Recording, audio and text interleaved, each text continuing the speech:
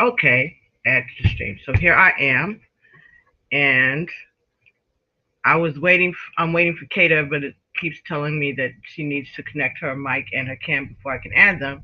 So I sent her a message, and hopefully she'll show up. So I started the broadcast because it was scheduled for this time, and I wanted to be punctual.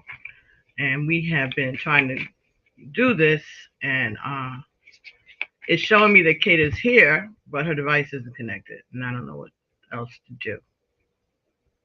I don't need to kick her out of the studio, none of that. I can't add her to the chat.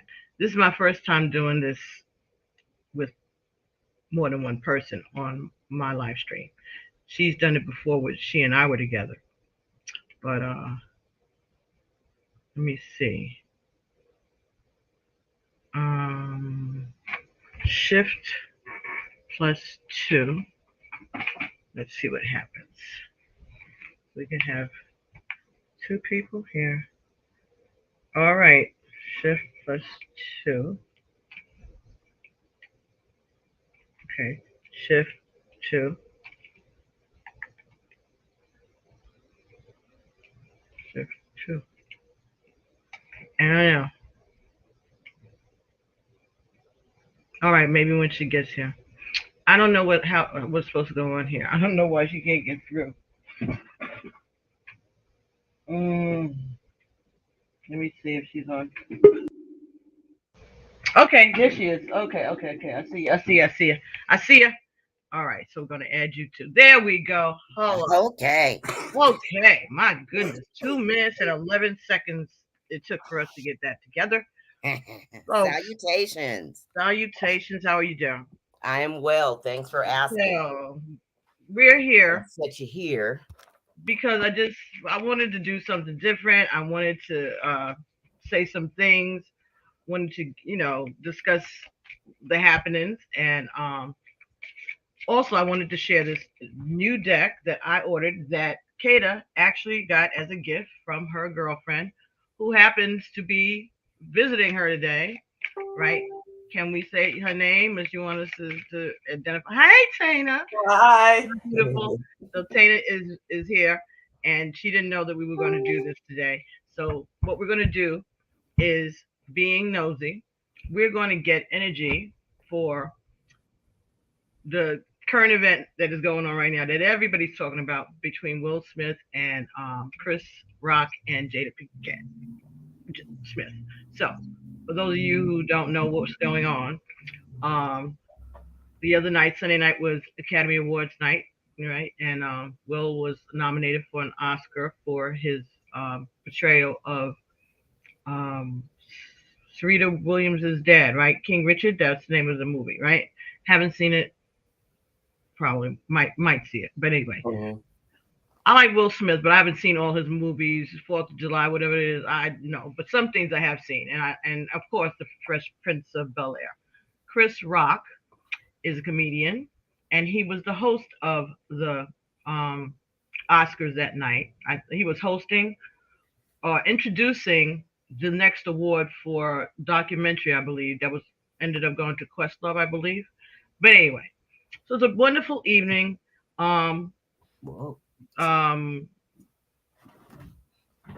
everyone knows that Will has earned an Oscar, and but he's up against some competition for Best Actor, and he's there with his wife Jada Pinkett Smith, and she has this gorgeous green dress on that I want to just die for. I think green is the color because I noticed a few people at on the I didn't watch the red carpet business, but I've seen little interviews, and a lot of the women were wearing green.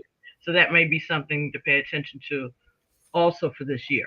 So anyway, during the ceremony, Chris Rock is a comedian, so he comes out, and Jada Pinkett Smith is an actress. She's married to Will Smith. So they've had a tumultuous couple of years now, and Will is has been ridiculed in public. He's been um, some people feel he's been demasculated publicly, and he has been holding his peace. He's been, learning more about spirituality and being more aware. and he's been handling it. But last Sunday night, for some reason, the energy got scrambled somehow. And so the night that should have been a proud moment for him and his family, his mom, and for us as a community, those of us who grew up watching him and those of us who are African American descent, and we can relate to his story. And that was a crowning moment for us. But Chris Rock made a joke about Jada Pinkett Smith because she has cut all her hair off and she's wearing a baldy these days. And he made a joke referencing this old movie called G.I. Jane, and which starred Demi Moore. And at the time, it was a big controversy because she had, go to boot camp. They cut all your hair off, and so that was the poster for the movie at the time. And but Demi Moore's beautiful and was beautiful, but she didn't have her hair. And he said, "I love you, Jada. Can't wait to see you in G.I. Jane 2." And everybody was laughing except Jada. And if you watch the video, even Will was laughing. Now, some people say it was just a polite laugh in public, whatever. But the joke was funny, and it was a joke. Well, he apparently glanced over and saw that Jada was not happy, and Oscar-nominated actor Will Smith, the star of The Fresh Prince of Bel-Air, got up from his seat and walked across up the stairs, up to the stage, and walked straight up to Chris Rock and slapped him, open hand slap, that Chris wasn't expecting.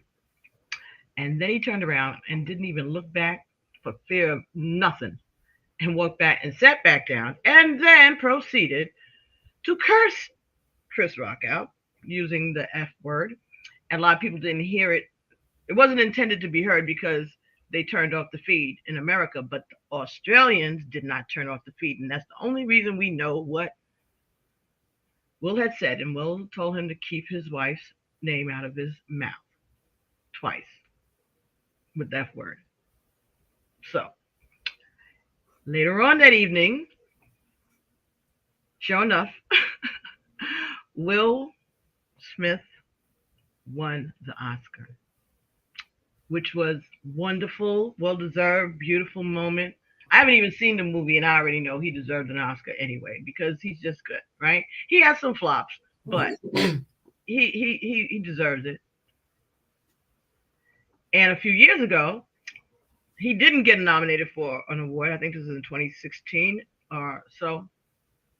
And Jada was very vocal about the fact that she thought her husband should have been nominated. And she urged the community, their fans, Black people in general, to boycott the Oscars that year in protest of the Oscars dissing her husband. Will wasn't in this campaign. This was Jada straight up. She was serious. She was like Monique, not as bad, but that same kind of that same kind of energy. And Chris Rock happened to end up being the host of that year's Academy Award that Jada was telling everybody to boycott, and he still hosted the award. So there might be some bad blood there with that. And he made some really funky jokes about that situation. Like, I think he said, well, nobody invited you. Like, oh, whoa. So, and that was a couple of years ago. And then, just to give you a little bit of background, earlier last year, I believe it was, there was some entanglement that went on between Jada and a family friend of her son, and it came to light through an interview that he gave to Angela Yee, and she drew it out of him, and he professed his love. He told all about the situation, that they had an affair, but that Will knew about it. He was good with it. So that was controversial in and of itself. And then because all of the publicity that garnered, Jada thought it would be a good idea to take her husband on her show, Red Table Talk, La Roja Mesa, Oh, and talk to him about the truth of what happened, how she feels about it, and how it's affecting or not affecting their relationship. And Will sat there, was obviously hurt by, not that there was cheating going on, because I don't know that there was, but it was the fact that it was out and that people mhm. were making fun of him and he didn't respond to it. And now he's sitting here with her and talking about this thing, which is very uncomfortable for him. And she called it an entanglement. That the word became a new word in the English language as another definition than it normally always had. So now an entanglement is a situationship, but We've all been there. And it's years of ginger. We've all been there. okay, I'm coughing the ginger. They don't want me to say that, but whatever. They were connected. They had an affair. She and Will were still living together, but they were kind of on the out. So, but August Alsina said that Will approved it because they had a conversation, and so Will is just being humiliated over and over and over again throughout this entire ordeal. People talking about his children, calling them weird, saying all kinds of stuff. I think something was said about We have all these dings everywhere. Ding, right. ding, I ding. ain't lying. I'm telling them what it was going on. This is what I've been, catching up on. And allegedly, a friend of mine told me that what was it? Will had oh shoot. Oh, they must not really want me to say that. Okay. Mm. Okay. But we'll see if it comes out. Hmm. Will uh okay. Will had been holding his peace, basically. And so he lost his temper last night on national global television because the Oscars are broadcast all around the world. And his mother was home in Philadelphia with all her friends and her daughters. They all dressed up like they was there, because they were doing things with COVID and stuff, and everybody wasn't, coming there. And her greatest night, the night that she probably dreamed of since she had that baby. That's And his highest point. that's his highest It point. was And his highest she, point. he took the situation that he got in trouble and he had to be shipped off, and he sang about it, and everybody loved it so much that they turned that into a series, a television series that was just as impactful as the Cosby Show, right?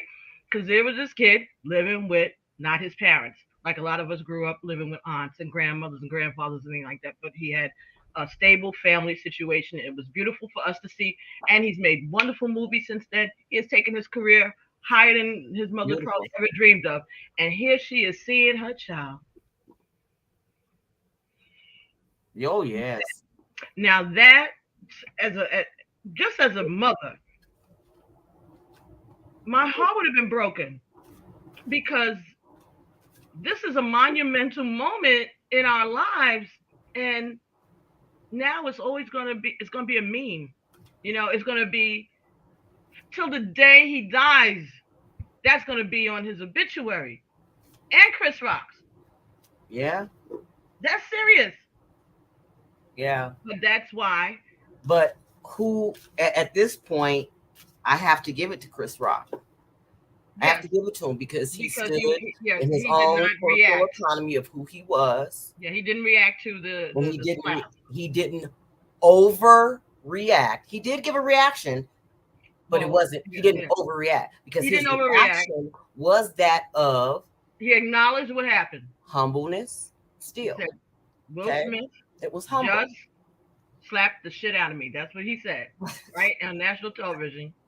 And all the F words and all of that has been spewing. It's lots already. of other comedians that he would have never ever done that to, or any other masculine energy that he would have ever done that to. And I'm not calling Chris Rock a pup, but in energy of a man, but he was humble.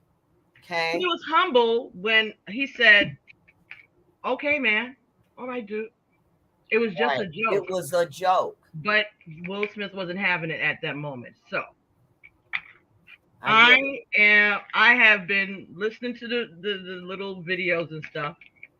And I even listened to other actors and actresses' reactions to it, and Whoopi Goldberg's advice and reaction to it. And then up in my feed, my algorithm, right? We were talking about that. There was first came one that had Will Smith on a panel talking with other actors, and Samuel Jackson was in it, and Kata knows that's Kata's favorite person, and that's my I like Samuel Jackson. Favorite person. My guy. They were talking about me right now. Oh, and Denzel Washington, I think, was there also, but they were talking about what it's like to make a decision to be an actor, right?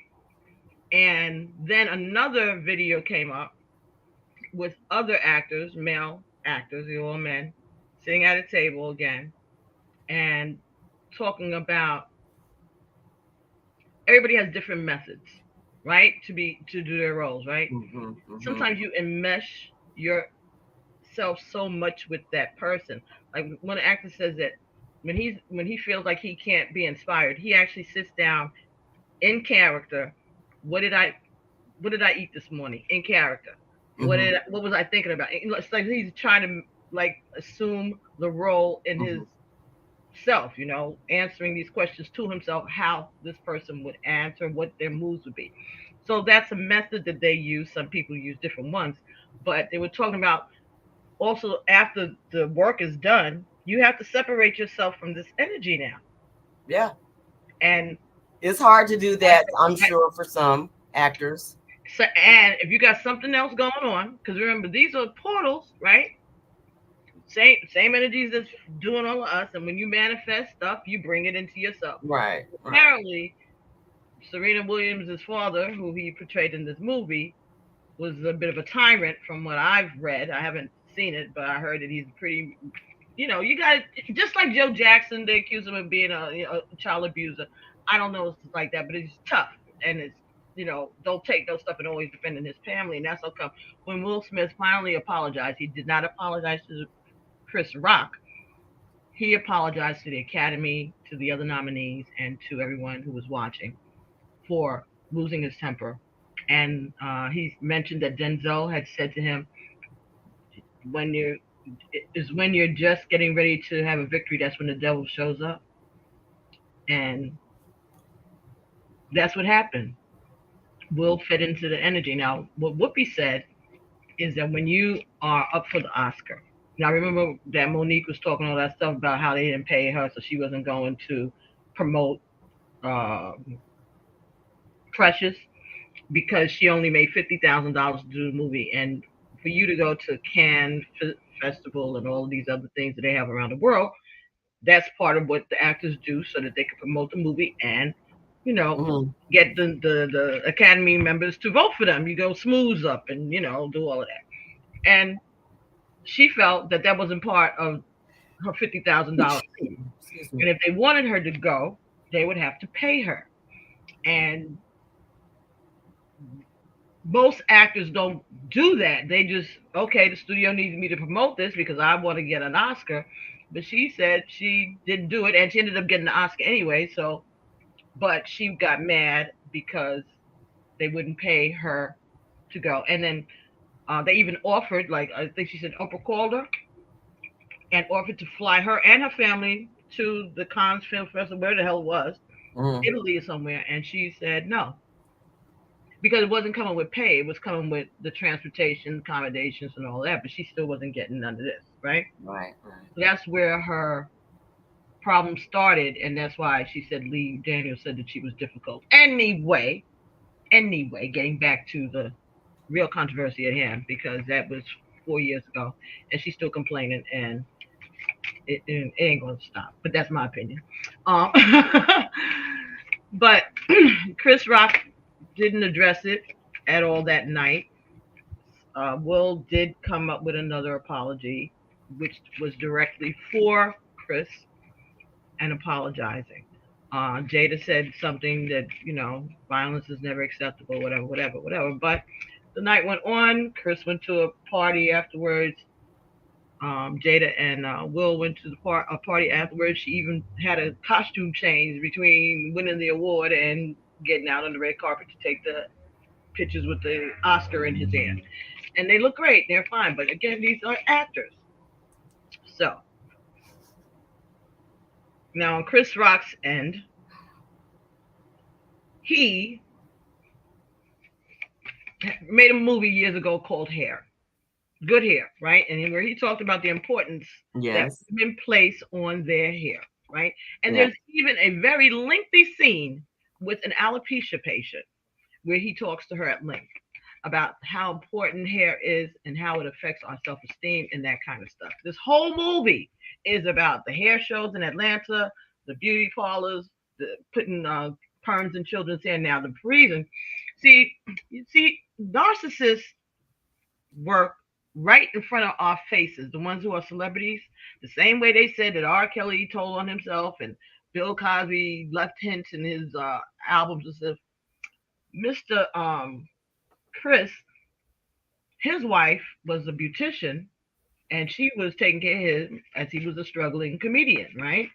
Once he became famous, she took and she started a program for disadvantaged single women who were coming out of welfare and going back into the workforce or for the first time. Mm-hmm. And it was stylish something, but she'd give them free, she'd do their hair and everything for free in the studio now because she's rich, right? So this is how she's giving back to the community.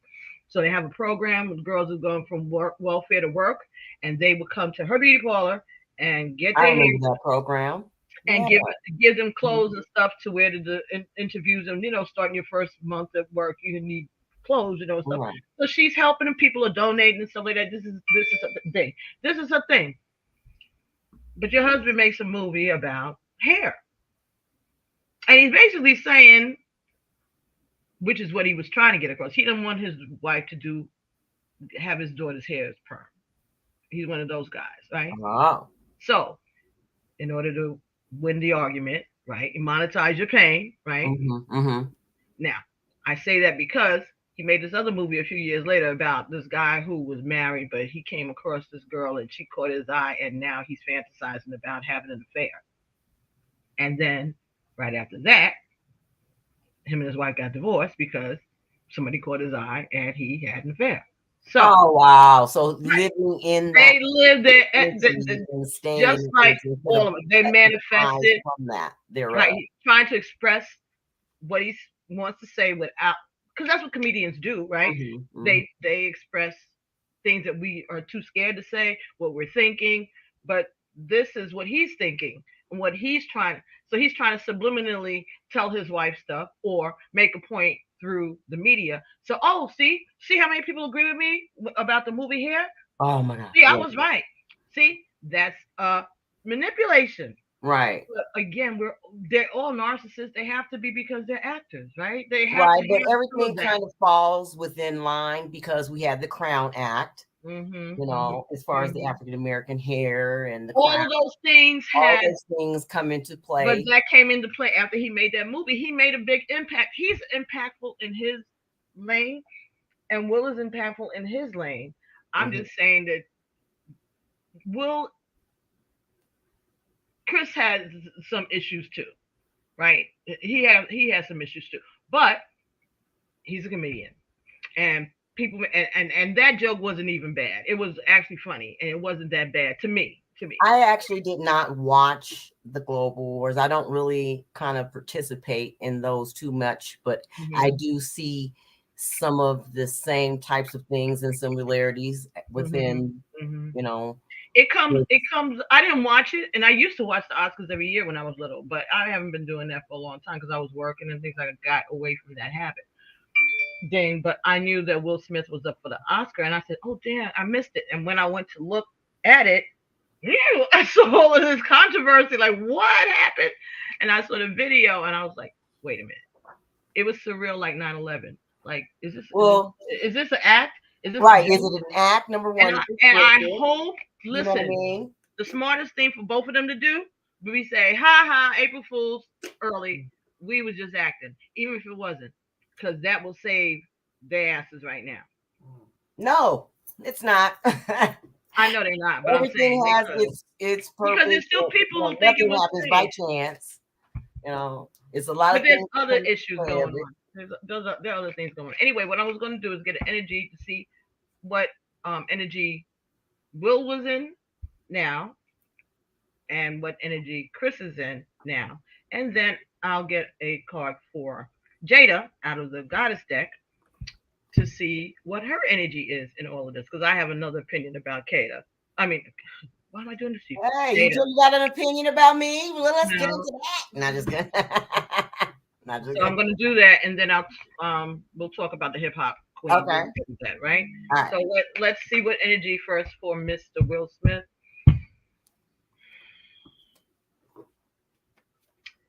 Iba lodo Maria lojoni mojuba ate wild iba ate rauneba iba lone eba eba toto top and ye no mojuba. Our Father who art in heaven, hallowed be thy name. Thy kingdom come, thy will be done on earth as it is in heaven. Give us this day our daily bread, and forgive us our trespasses. We forgive those who trespass against us. Lead us not into temptation, but deliver us from evil. For thine is the kingdom, the power, and the glory forever. Amen. Hail Mary, full of grace, the Lord is with thee. Blessed art thou among women, blessed the fruit of thy womb, Jesus. Holy Mary, Mother of God, pray for sinners now and at the hour of our death. Amen. Hallelujah. Thank you. Thank you. Okay, Will Smith. Loki. Play. Oh. Oh, so we've got the Loki energy, huh? Now, Loki is a little bit of a trickster. Loki is a little devilish. That's interesting. Very, right? I don't know. It's coming blurry on my side because I have my blur on the background. That's what it is. So let's see if I can get this card here. Loki. Oh. Play. Oh. See? Loki is, and for those who do not know, maybe some going way back, low-key energy. That's that low key. Low key, right? Low key. Shut up. Let's not go there, spirit. We ain't asked all of that extra. But let's see what Loki talking about. I don't think I ever got Loki ever using this deck before, but that's cool. I mean, he's not a bad looking character. And it's funny that you said that because I was just kind of like popping off some energy too. And I had just said about maybe they need to use that particular card, and it talks about humor. See, there's it. Play. See, this is what I'm talking about. This is about humor. Okay, so Jada is using her deck already, which is the hip hop. So let's keep doing that. You got who? This is Tierra Whack. That shit was whack. Excuse my language. That was the Cartier mount. Come on now, y'all. Okay, Loki, play. Look at the lighter side of the situation. That's right? What I'm saying. I mean, rediscover your sense of humor and place. So this is the energy that Will is in. And it's so funny because the next card that came out said, "Don't you be talking." Look, I got some confidence. Don't be talking about my gangster boo. And then look, she in green. Oh, see, didn't I say green was important? The gangster boo. Here we go. Don't be messing with my gangster boo. Okay, now, side note. One of the things that's traumatizing our boy Will here is the fact that his wife, Jada, has been very vocal about the fact that she was in love with Tupac and that she celebrates his birthday every year and the anniversary of his death. And oh my God! She's in love with a dead man, and ever have to live in that memory of the shadow of a ghost that she never even dated. She has a fantasy in her head all made up, and you cannot compete with this fantasy because it's in her mind. So now he has to deal with that energy. He was not the one that wanted to have an open marriage. That was Jada. Jada came to him. Jada didn't want to get married in the first place. She just did it just to satisfy him and her mother and his mother. But she could have just been his woman forever. But part of it is this is how their marriage allegedly is supposed to go. Okay. So Loki's story is Loki's a trickster god, and he plays his trickster role superbly, and he's featured in many stories in Norse mythology. One story that displays Loki's talents is the theft of Thor's magical hammer. So he's a thief and a trickster, right? Thor woke up one morning to find his hammer missing. Little did he know that King Pimer had stolen it to blackmail the gods into granting him into the hands of the goddess Freya in marriage. So they was trying to get Thor to marry Freya. Thor asked Loki for help, and after borrowing Freya's winged cloak to help speed things up, Loki flew around until he came upon King Pimer. Acting innocent to the plot, Loki soon ascertained that the hammer was buried in the ground, and he relayed Pimer's ultimatum to Thor. After visiting Freya again and learning from her that she would certainly not marry King Pimer, the Norse gods gathered to discuss their strategy. It was suggested that Thor disguise himself as Freya. Covered in a bridal veil, he could possibly get close enough to his hammer to regain it. Thor was outraged, but the clever Loki convinced him of the wisdom of this play. And so the bride was presented. The king happily greeted them and invited them to a great feast. Thor, being the big warrior, began to shovel the food through his veil at a great rate, prompting Pimer to question Freya's hunger. So he's disguised as a woman, but he's eating like a man. This is Thor, okay? Loki confidently answered that Freya had starved herself in eagerness for the coming nuptials. So she went on a diet, and so now she's eating because she's getting married, right? All right. Okay. The queen again questioned Loki about his bride, because remember, Loki's bringing this bride to him. It's really Thor, but the king is supposed to thinking he's marrying Freya, right? Freya. The king again questioned Loki about his bride, and Loki smiled and told Pimer it was because she hadn't slept for 8 nights in her excitement for meeting him. So now she's hungry and give me something to eat. Yeah, she just wants. Give me. She needs sleep or she needs food. Okay. So finally, it was time for the ceremony, and the king's men brought out the hammer. They brought the hammer to lay it on Freya's lap to sanctify her prior to the marriage vow. So now they decided to use Thor's hammer and make that a blessing. Put it on who they think is Freya's lap, but it's really Thor dressed like a woman. It's so wild because I saw some of those. Did we say something about down low a second ago? Yes. Okay, here we go. Of course, Thor had his chance. He grabbed his hammer and threw off the gown. Thor defeated Pimer and all of the people, all because of Loki's rather clever prank. Loki also was also well equipped to aid his trickery as a shapeshifter.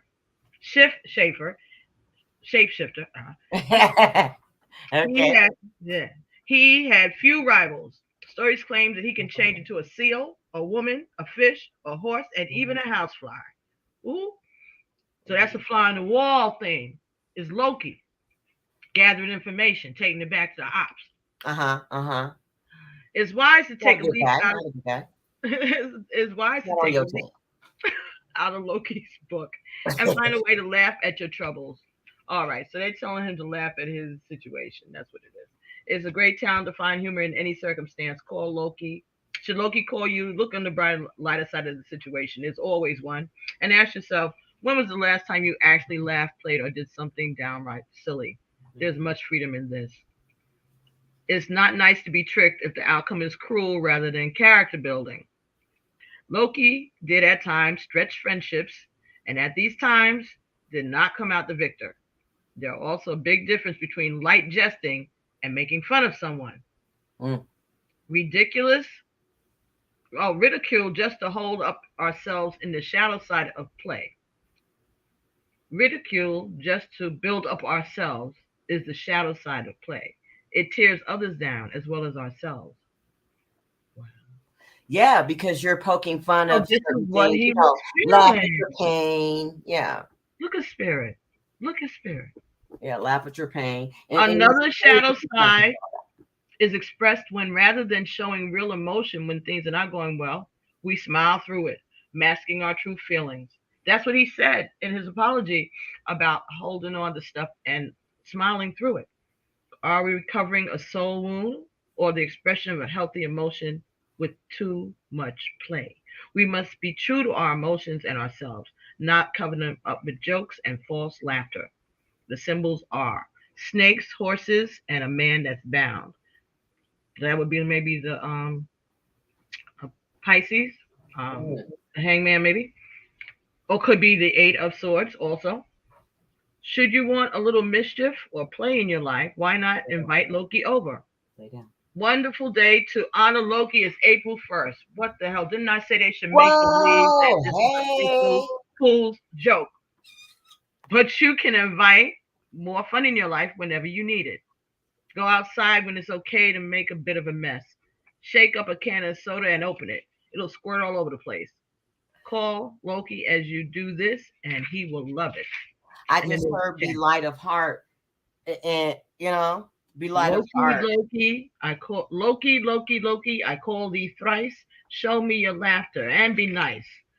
I know you'll trick me if it's right. If it's right, Loki, Loki, play tonight. Now tell Loki how you wish to bring more joy and humor into your life. Perhaps you have a problem that isn't going away and you need to find a solution. Maybe you need to see the lighter side of a situation and not take things so seriously. Ask Loki to show you ask Loki to show you a way that is fun and effective. And then you'd say, Loki, I thank you one last time. Trick and you'll treat trickster divine. Okay, if anybody knows Will Smith, they could give him this video and he can say this invocation and help himself. But that's deep that came out with that message. Okay, now we're going to get a energy for Chris Rock. See, I would have thought that would have been for Chris, but it's for Will. So let's see what comes up for Chris. Okay. Well, but that's a trickster energy too. Okay. let me. There are about 5 cards came out. Okay, during this whole time when I pulled the very first one when I said humor. Okay, and you said low key. Okay, but the other ones that go so much in coincided. It says the next. I said the humor, and then it had gangsta boo, confidence, right? So. Within shipment movement and travel of him walking up there up on stage, he basically had to deal with he was going off on instincts about her hair. Look, instincts, right.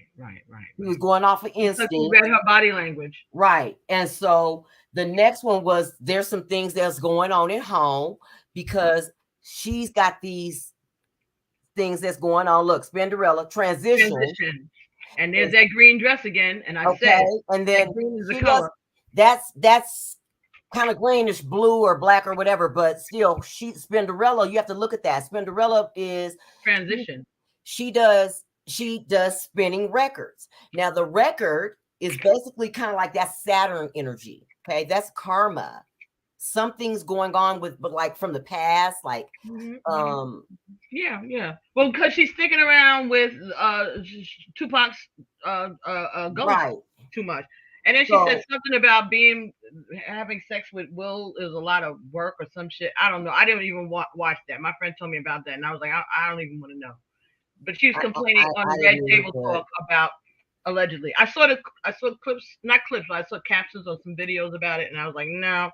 Anyway, But it's affecting somebody's health. The last one is the roots. It's about the leadership because it has about something to do with the roots, the health. Somebody he's trying to feel like a man. He's trying to be the head of his home. Look at her. That's the next one. That next one has to do with Nicki Minaj.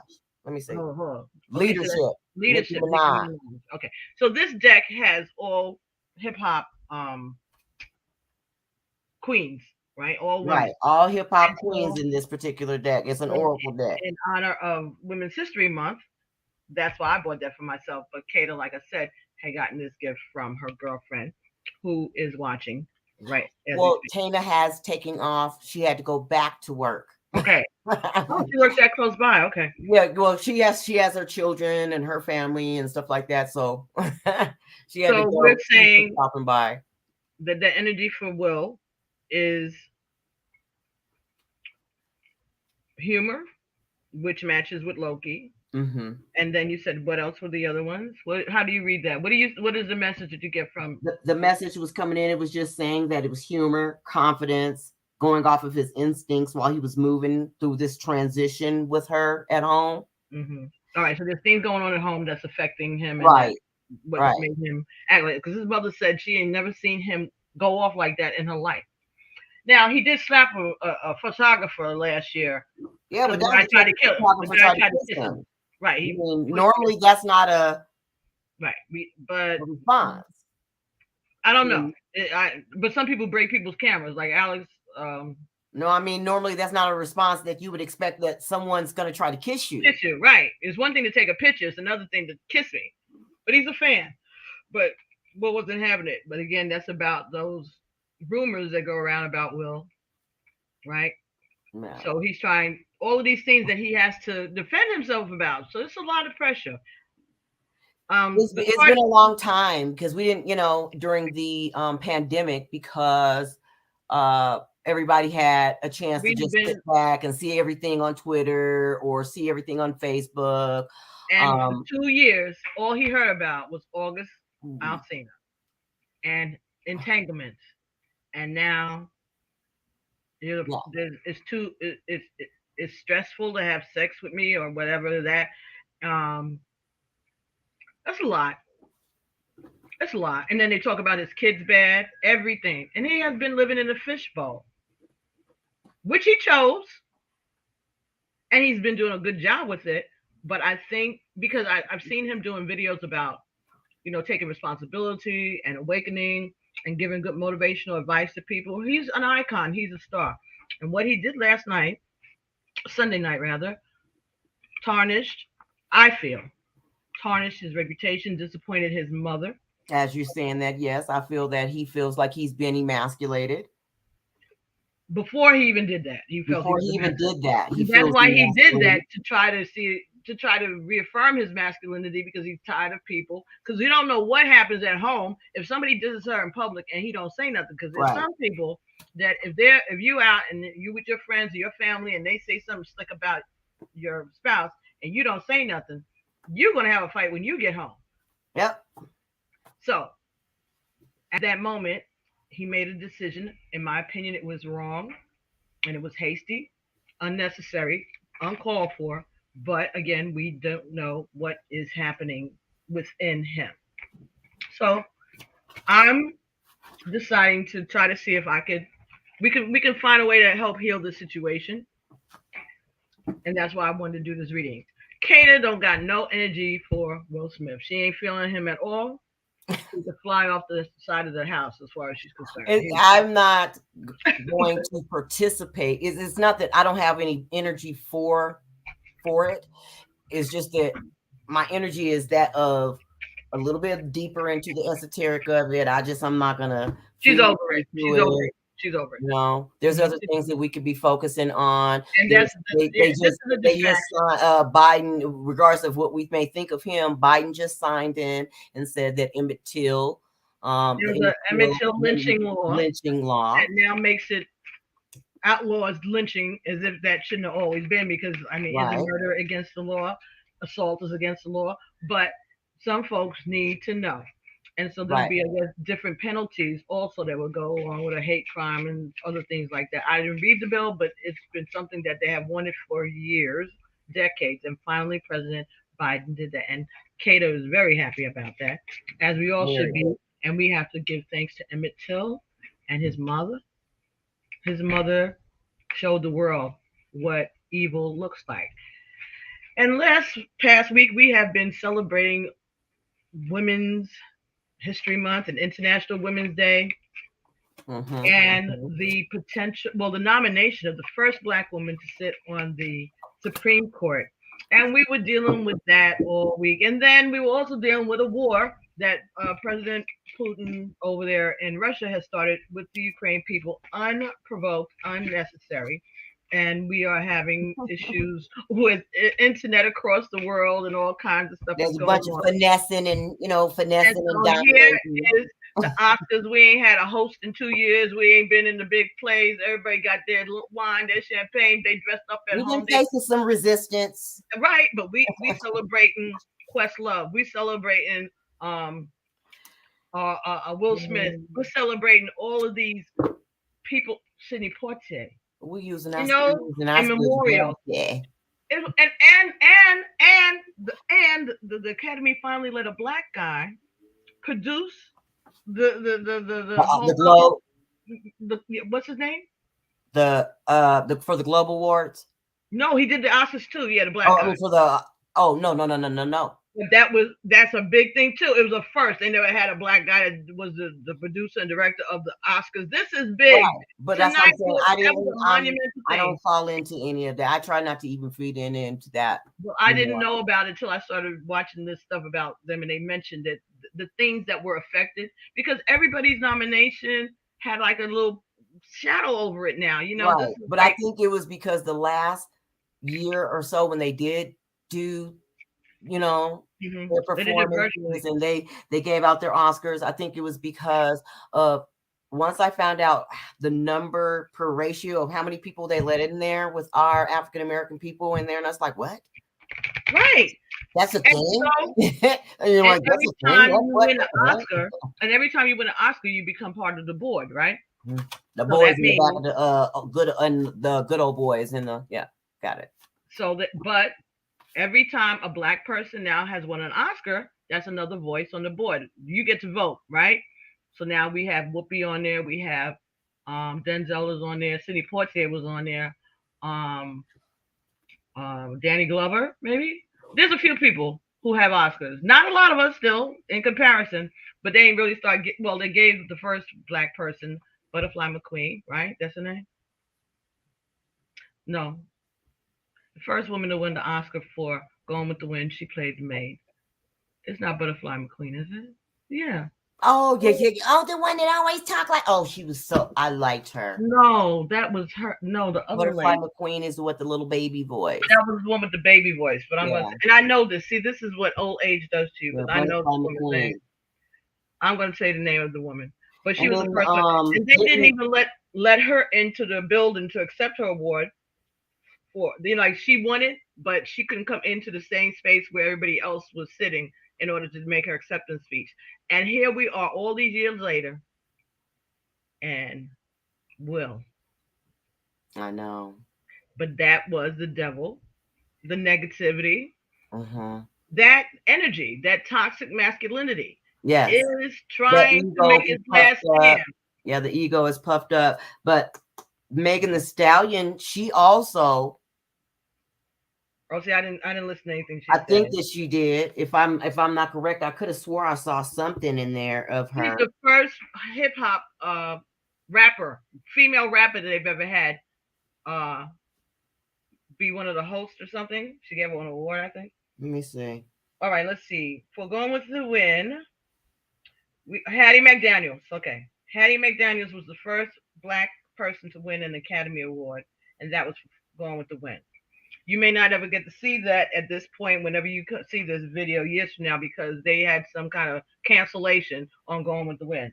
So I don't know if they destroyed the movie or what, but it used to be you could see it anytime. But there's a book, and you could read the book, and I read the book before I even saw the movie, and it's a different story, but it's the same story, and it's very beautiful.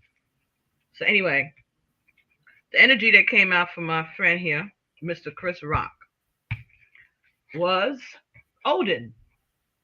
Guidance. Really? Yeah. Oh, yes. We definitely gonna have to make sure we share this. Okay, guidance. I'm gonna send it to them. Doesn't shock me any. Yeah. So that's got the. Is that the what? Is that the Odin? Norse? The Norse Odin. Odin and Loki is Norse too. So these people from the same tribe. Yeah. Spirit. These are okay. This is from the same tribe. This is the energy. Right. Woo, my man. Okay, Mr. Odin. Let's see how that go. I know Odin got his own tricks. Odin. Everybody trying to show up. Okay. Come on, don't hide. N-O, Odin, guidance. Seek guidance to solve an issue. Choose carefully who to take counsel from. Respect experiences. It takes time to develop wisdom and knowledge. Be patient. Yes, those are good words. Yep. Odin teaches us that education and listening to various wise voices is invaluable to your own growth and development. The more we know about the situation, the better we can assess it.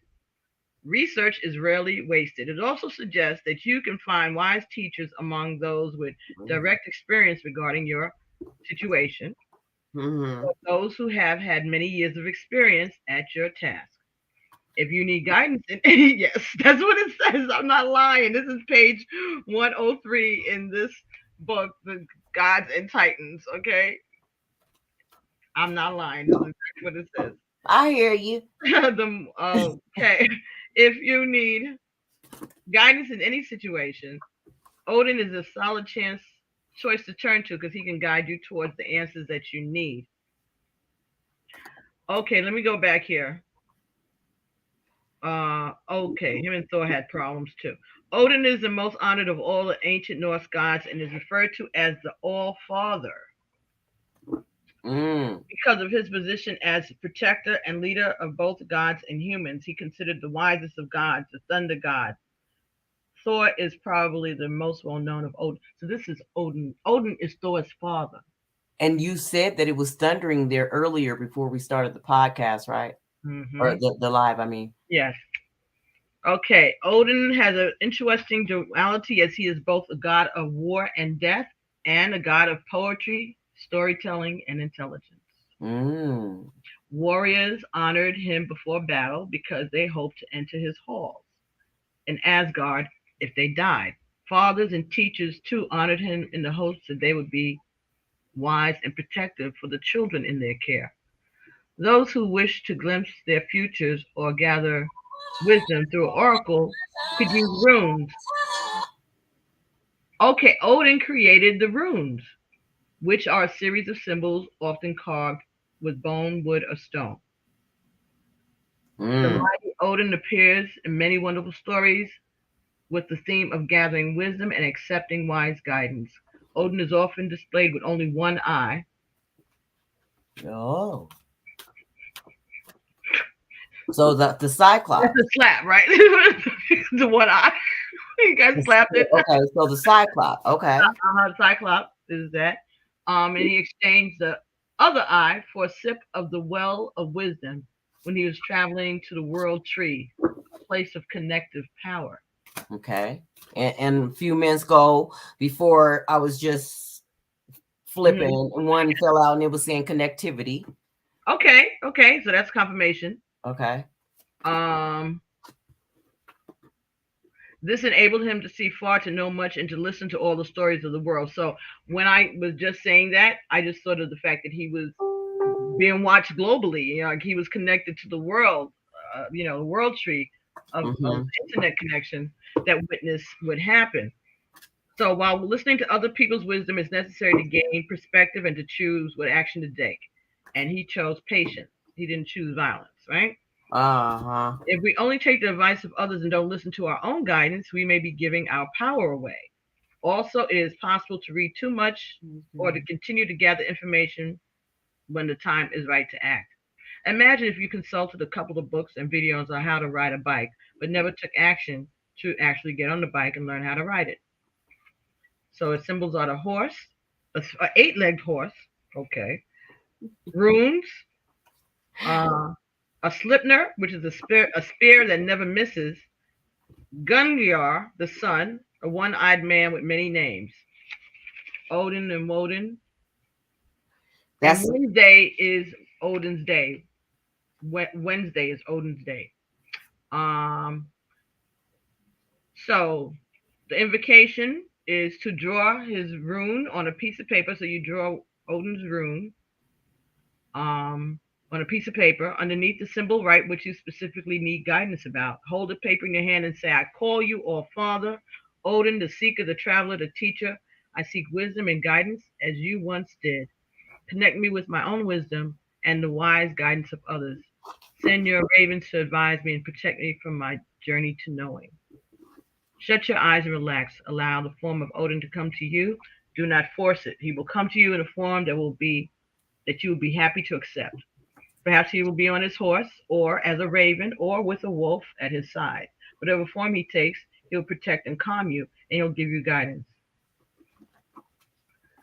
When you're ready, open your eyes and write down the guidance that you receive. Odin also likes to visit in dreams, so do take note of the dreams that you've had over the last week or so, or the next week or so. So pay attention to your dreams, Chris, and these energies could be switched back and forth, okay? Again, they're both from the same tribe. Same story. Loki was helping Thor, and Odin is Thor's father. So there's a connection. Let's see what our energy is for our sweet Jada. Let's see what she brings, because I got a whole, I'm going to say this, and I hope I don't get killed, but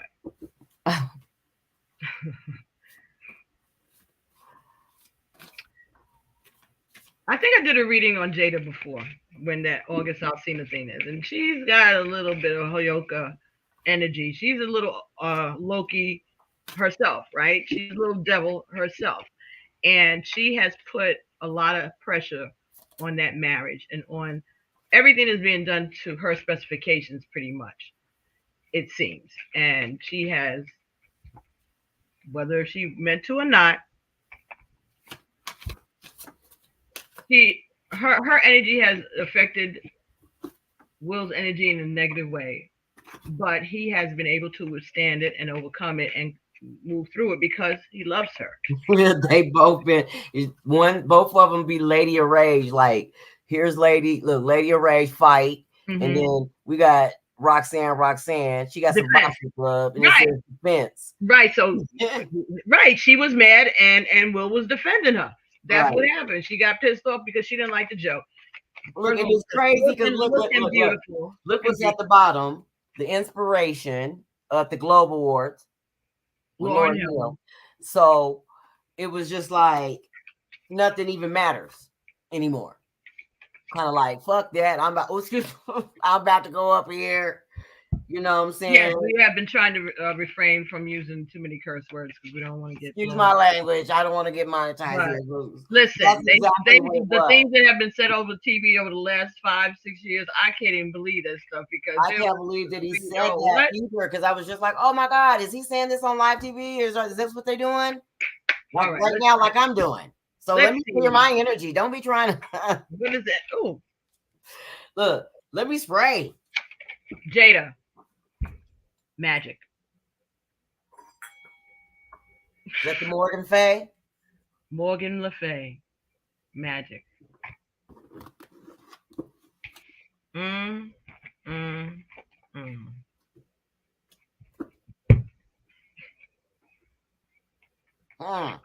ma'am. Let's see what that's about. She coming out. She's in charge. She's running this. Morgan Le Fay. She's a warrior herself, huh? So witty. Ooh, beautiful though.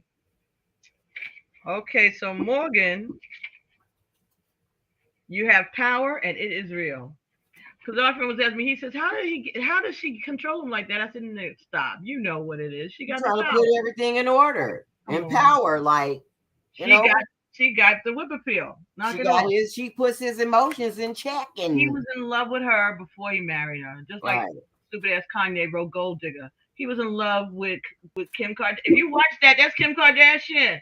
He told a story. These narcissists be manifesting right in front of our faces, and it's good music, but I don't think that he ever wrote a song about Jada or sang a song about Jada.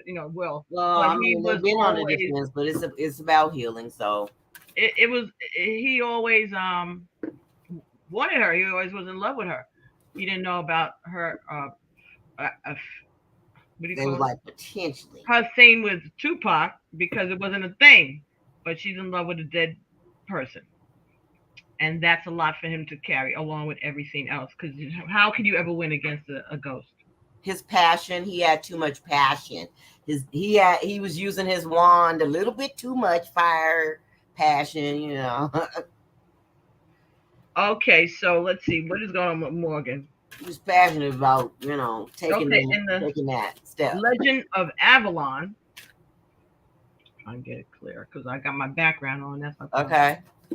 Can you see the card clearly? Yeah, that's Morgan Le Fay. Okay, you can see it. I'm holding it here because it's cloudy on my side. As long as you can see it, okay. She was a powerful legend of Avalon. She's a key and yet a changeable figure. A mighty sorceress with skills and magic to match Merlin's. Legend cast her both as a truth-seeking, harshly treated enchantress and as an evil witch, plotting her half-brother Arthur's downfall. Okay. Morgan was either sneaky and on the defensive, sorceress, incubus, succubus. Right. He was, somebody was sneaking around, being, thinking somebody trying to play him out. What did you get for her? What cards? Did you get anything? Well, I got emotions, Janae Aiko. Okay. Yeah. The Janae Aiko. Yeah. Well, that's the face look at the face. That was the face Jada had when the joke was told. Look at the face. Right. She was like, whatever. She got, everybody was laughing except Jada. And I guess he glanced and he saw her. It was so quick. They didn't even show him being able to see her. All they showed was her face, him laughing, and then him walking towards the stage. Okay, so Morgan became a mild antagonist to Arthur, attempting to expose Genevieve's adulterous ways to test those who were not loyal to him. Morgan became a mild antagonist, attempting to expose Genevieve. Okay, so King Arthur knew that Genevieve was cheating, and Morgan was, poking at him. Okay. As the myths evolved and they became more Christianized, because all of these stories are related to stories in the Bible over time, you figure it out. Morgan developed into a dark enemy which actively plotted Arthur's death. Her role changed so that she became a temptress who tricked him into making love to her, after which time she bore him a son, Mordred. It is said that she trained Mordred to hate Arthur and wished to overthrow him as rightful king. Even though the stories portrayed her as a deadly enemy of Arthur, she was one of the women who took Arthur in a barge to Avalon to be healed after his battle with Mordred. So she set her son up to kill the father, but then she takes him to heal him. See, that's that succubus energy. Here the story ends. Morgan Le Fay attempts to heal Arthur, indicating that it will take a long time. So she enchants her way into your life to remind you that magic is indeed real and the power of intention is great. There's magic in everything, nature, action, and especially ourselves. Those studying chemistry or physics can appeal to her for success. Morgan might be tempting you to try some magic for your highest good and for the good of all. Morgan was caught up by many intrigues and lies, and when the veils finally lifted, she didn't always prosper. It is this aspect of her that reminds us that the truth in all things is often the best way forward, even though it may be hard. Okay, on the shadow side, a skilled practitioner can generate positive change or a negative impact. It's important to be pure in your intentions, and when we act for what seems to be a positive reason, but it really is an attempt to manipulate others, the universe will know. Shit, didn't I say that? Oh boy. Okay. Morgan was either caught in her own Machiavellian weavings, affected by her own hatred, or just eager to expose the truth. Whether or not she is as dark as some stories paint her, her intentions are not clear. It is important to be honest with yourself and true in your actions when Morgan is present. And she is symbolized by a crescent moon and a woman with dark, flowy raven hair and a raven or potion bottle. So this is just somebody who is intent on getting their way by any means necessary, and she will manipulate a situation for her own ends and sit and look innocent. Whoa. That's what I got. And that's what when I was talking to my friend and I said, I got smoke for Jada too. And I'm gonna say this. A lot of us are suffering from alopecia and different kind of hair losses in this energy. A lot of black women are having problems with their edges, their hair. My locks fell out. But it's not just us. It's alopecia, but it's also stress, right? So that's true. As I said before, Chris Rock knows all about alopecia because his that scene in his movie was a lot longer than many other scenes when he talked to the woman that had alopecia and she explained to him about the medical condition and things like that. Now, Jada has made some posts, they say, on Instagram saying how proud she is of her look and that she's not in any way trying to hide it or anything like that. So well, she got to be able to encourage herself. Right, you got to do that, right? She didn't appreciate the joke, but she just said that she was over respect that. What did it say? What did it get? It was Queen Latifah respect. She wants respect. She wants respect. So her respect, I see it now. Her respect was she felt disrespected. And so what I want to say is this, ladies, those who identify as women and those who are born women and everything else in between, I'm old, don't ask me to remember all of the letters and all that. Anyway, I in my life have seen, and I know, honest to God, be honest, ladies, you know of women out here who will start some shit in the grocery store, in the Target, in the gas station, down the street at the school, and get on the phone and call their husband or their brother or their sons to come and get into a fight. And those men will respond. And I've seen men get hurt. Yes. Or end up get killed and arrested. Yes. So you either bringing them to their death or bringing them to get arrested. Yes. And I see, and women of all nationalities, every one of them, I have witnessed in my lifetime do that nonsense to men. This is not related to it, but I'm just saying I don't have a problem looking at all sides of it, including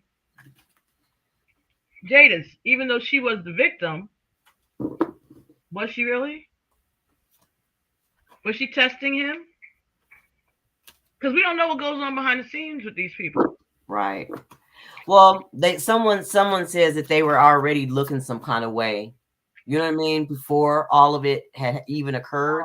But far as what we know, like I said, here it was basically saying that there's some things that's going on at home with this transition. And like I said, this is Cinderella, and because she's spinning records, Saturn is basically about someone's characteristics. Let's go over here and see. I got this little Bible here, this astrology Bible. Let's see. It says, I was just looking at this last night too, because it's the way shower. Okay. So Saturn is the way shower. So it says it's about authority, and the cross of the matter is imposed on the soul. So it symbolizing the responsibilities and challenging the morality it imposes. So it has a lot to do with Capricorn, Aquarius, and this is the Aquarian age. And the detriment is the Cancer. and exaltation of Libra. The fall is Aries. So it talks about the key words of limitation, control, consolidation, structure, any boundaries. Of course, he didn't have a whole lot. But you were talking about this is what you pulled for Jada, right? This Saturn, yeah. This is for Jada. So she doesn't want to be bound. She doesn't want to be tied in. She's a but like I said, but this has to do because of this card of this being here at home. It has to do with Saturn because she spins records, and anything that has the record, the rings around it is Saturn. So that has to do with karma, like the shadow. Yeah. It could be Chris Rock's karma for making fun of the person while everybody's feeling sorry for him. But then it's also could be both of them's karma because both of them, he might have showed humbleness in his karma, but the other person's through his highest point was an asshole. Yeah, but we're talking about Jada right now. And I'm trying to get her energy, which I'm thinking. Yeah, but it had to do with everybody's energy. So do you think that because they didn't feel like there was all this, they wanted respect. Like, stop talking about us. Right. Stop talking about me. Stop talking about my family, us. We're going through some things. Respect what's going on with us at home. Right, but no, maybe nobody was thinking that because they're here at the Oscars ready to celebrate with everyone else. Like, this is a light moment. You know what I'm saying? Like, and like in my opinion, even though I know nobody should have their disadvantages made fun of or anything like that, and I'm not excusing Chris. Was trying to have courage, but it was a joke. I know, but she was trying at the very bottom. I'm gonna straight up look. At the very bottom was courage. She was trying to gain courage, and look at this. 2 people here. She's trying to gain courage, and they're 2 different colored hair. Okay.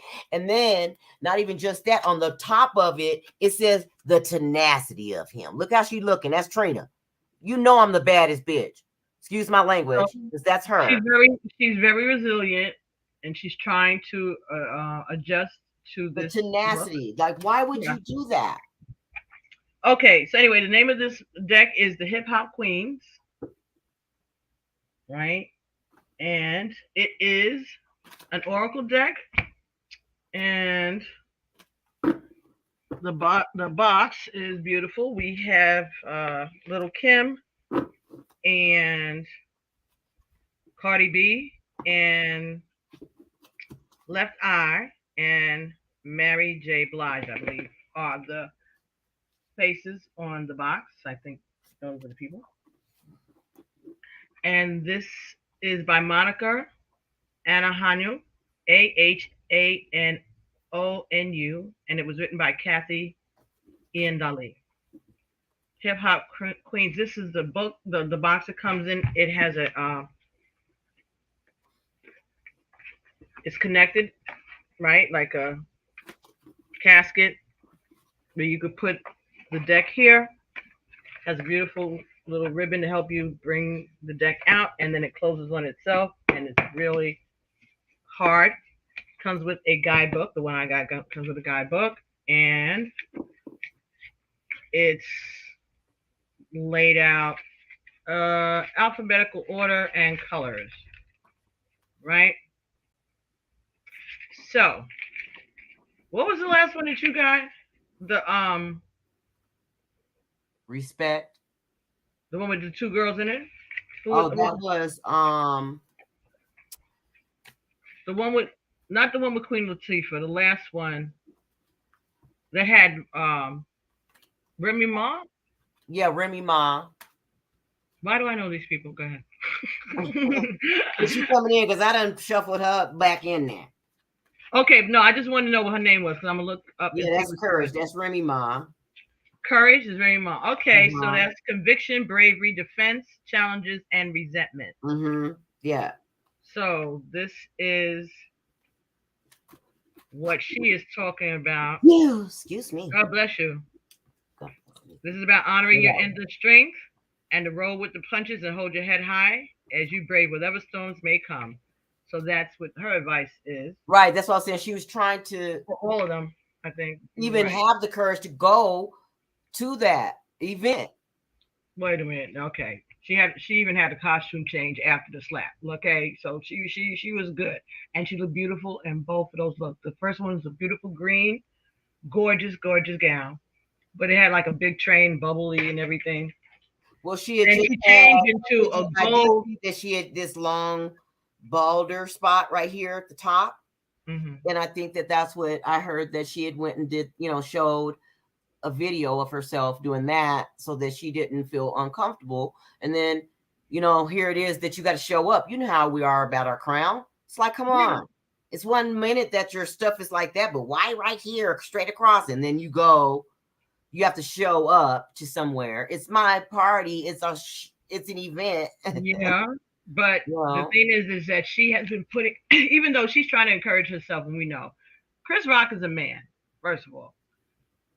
So he never made fun of a black woman's hair on live TV. But he's supposed to know that. That's what I'm saying. I ain't got too much love for him. That's why I said respect. Come on, look at my crown. And she got on her crown. And this was hypocrisy. She's the first one that showed us about that. Like, in that hip hop, like, look.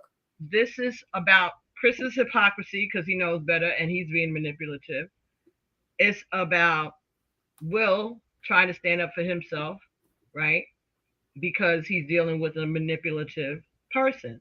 And the point I was trying to make is we have a responsibility not to egg on the bullshit. There's a lot of people who think, oh, he loves me. He went to fight for me. I understand that. We want to feel protected, right? But how far do you expect the man to go to prove or to make you feel protected? If you take ownership of the situation yourself, what do you need him to protect you for? If you're telling the world that you got this, right? And you walk in with your head up. Her mood. Right. But that mood is what affected the greatest night of her husband's life, the greatest night of his family's life, the greatest night of our community finally coming out of COVID after 2 years. And the world is watching. I think, I wasn't there, but I think had I been in that situation, and I'm not in it, but I have been in situations where I knew not to say something because it would have started a fight for the person I was with. It's like I don't want that kind of energy. I don't want nobody fighting over me. Whether it's in, they can argue if they want to, but no violence, no throwing no hands, and no throwing black magic, by the way. So I think we as women need to take responsibility of the role we play in gassing up, putting batteries in the backs of people that don't need it. I agree. Shoot. Okay? Stop it. If I was just saying that. I was like, man, I've been participating in with people in the community, and they don't even participate back.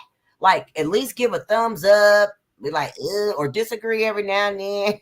People don't understand agree to disagree.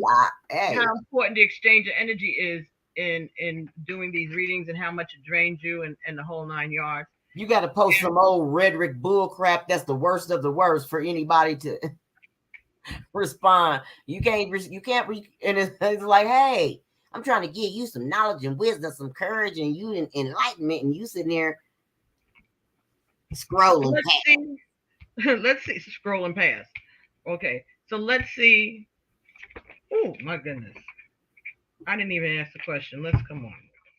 Okay, so I'm gonna try. This is my first try with this deck. Let's see what I get. Let's see. Give me a card for Loki, Will Smith. What is his energy in this? Okay, which one of our hip hop queens need to send a message to Mr. Ooh, Kalani, superstition. I told you something is going on. Kalani, superstition. That's my little niece's name, Kaylani. Beautiful name. Kehlani. I love it. Kalani. So Kalani is about superstition. Caution, anger, reluctance, and fear. So that's what is okay. Will Smith has a playful energy, but this fear, and that's what we was talking about. Right, but he's agitation that goes to that. You're right, but the anticipation, not knowing whether or not you're going to win, making sure that you don't have an ugly face when they cut to you when you don't win, but then again you might win, and what are you going to say then? And it's a lot that goes on, right? Because you may know that you deserve it, but you don't want to act cocky like that because right, it in your face, right? You don't want to act like you think it's coming because that's not cool. But at the same time, you have put in a lot of work, a lot of time in this movie, and you know it's a great movie. And the people who you are portraying are sitting in the audience watching you, right? So what we were saying, it's a lot that an actor, just anybody, just like if you was in a performance in the gym, like calisthenics, anything, a poetry reading at high school, anything that you have to be center stage. And even though he is a confident person and he has a good sense of humor and he likes to play and he's down for the fun, this energy of caution, angst, and remember we just came out of COVID, right? That could be at the bottom of it too. Thinking, is this even a safe place for me and my, did I bring my family into an unsafe place also, right? That could be going on in his concern as a father. Also, so sometimes you don't know that the stove is hot until you touch it. Right. But you don't have to spend your life showing off a bunch of burn marks. That's like, ooh, and this happened to me right here as the wounded healer, and then this happened to me as the wounded healer. This is about his relationship with her, right? With Jada. Sometimes you don't know the hot stove until you touch it, but you don't have to spend your life showing off your burn marks. The Kalani card is a sign. Do not pass go. Whether in love, friendship, career, whatever, your gut instincts signal you for a reason. Resist the extreme, being so overly cautious that you're paralyzed, unable to make a move. Be thoughtful in your actions. And if something doesn't feel right, then it probably isn't right. So that was his energy. That's the energy that he's showing one face to the world. That Libra balance. I got this. I can do this. Whatever. Confident, taking care of my family. But he's got a lot of fears going on. He's reluctant even to come to the venue, probably because of the COVID. Like I was saying, that's the right. And just the pressure of the night, right? And what if he doesn't win after all that shit his wife had been talking in 2016? Now he gets nominated. What if he doesn't win? Well, through the Saturn with Libra, it's saying that the placement may have difficulty in relating to others, cool and coolly objective with infinite patience. It holds back from intimacy and is lonely as a consequence. So he's been feeling some kind of way, of course. Because she's been talking about their sex life on the red table lately, apparently saying something about it's hard to like you getting on my nerves. Like all this is getting on their nerves because psychologically that's what it is. It's the vagus nerves. Maybe he's got and he just turned 53, right? On September 25th. So when we get to that 50, that's the special change of life age stuff be happening, and men they start to lose their libido or maybe even increase, and maybe plus when it comes to him being a celebrity because of the Libra in Pluto, it's like in Libra is challenged that it says is that on the basis of on which the social structure and relationships were built. So ideas around global responsibility took root, as did fundamentalism. So the challenge was to transform relationships through humanity. And he kind of like did the opposite. Yeah, he kind of like did the opposite. Yes. All right, but that's the energy that he's in. Let's see what Mr. Chris Rock, Odin, father of Thor. Let's see what energy he's in about the situation. What else? Odin, right? Odin. So Odin was being mature, patient, right? Standing, being above board with the situation, handling it like a man. Okay. So let's see. All right. Trina, tenacity. That's the same one that I had pulled earlier. Yeah. So then that is the energy. He's bounced back, right? Because he didn't overreact, right? He responded. Mm-hmm. And he is not trying to press charges and carrying on like that. So he was guided in that moment to hold back, right? Mm-hmm. Stand up. The show must go on. That's what they just said. The show must go on. And he held his place, right? So I'm sure he'll be, even like I said, he showed humility and maturity. And maturity. Yeah. And I'm glad that he did, because that could have went real ugly. Yes.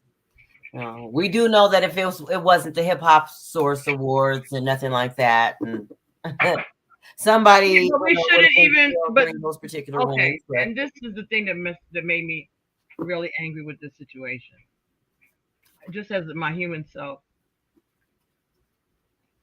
you just confirmed all of the negative stereotypes that they have been telling the world that we are, and we've been trying so hard to tell them that we aren't. And this is like the anniversary of when they killed George Floyd. Like, this is like the second year or third year anniversary, right? And at this moment, like I said, we are getting ready to have a woman on the Supreme Court.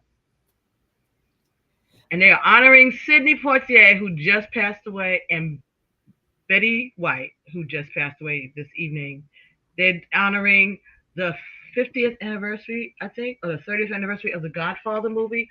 All of this special Oscar stuff is going on, and everybody and their grandmama, probably even Queen Elizabeth, in her room with her legs up on the bed, relaxing like all queens should do.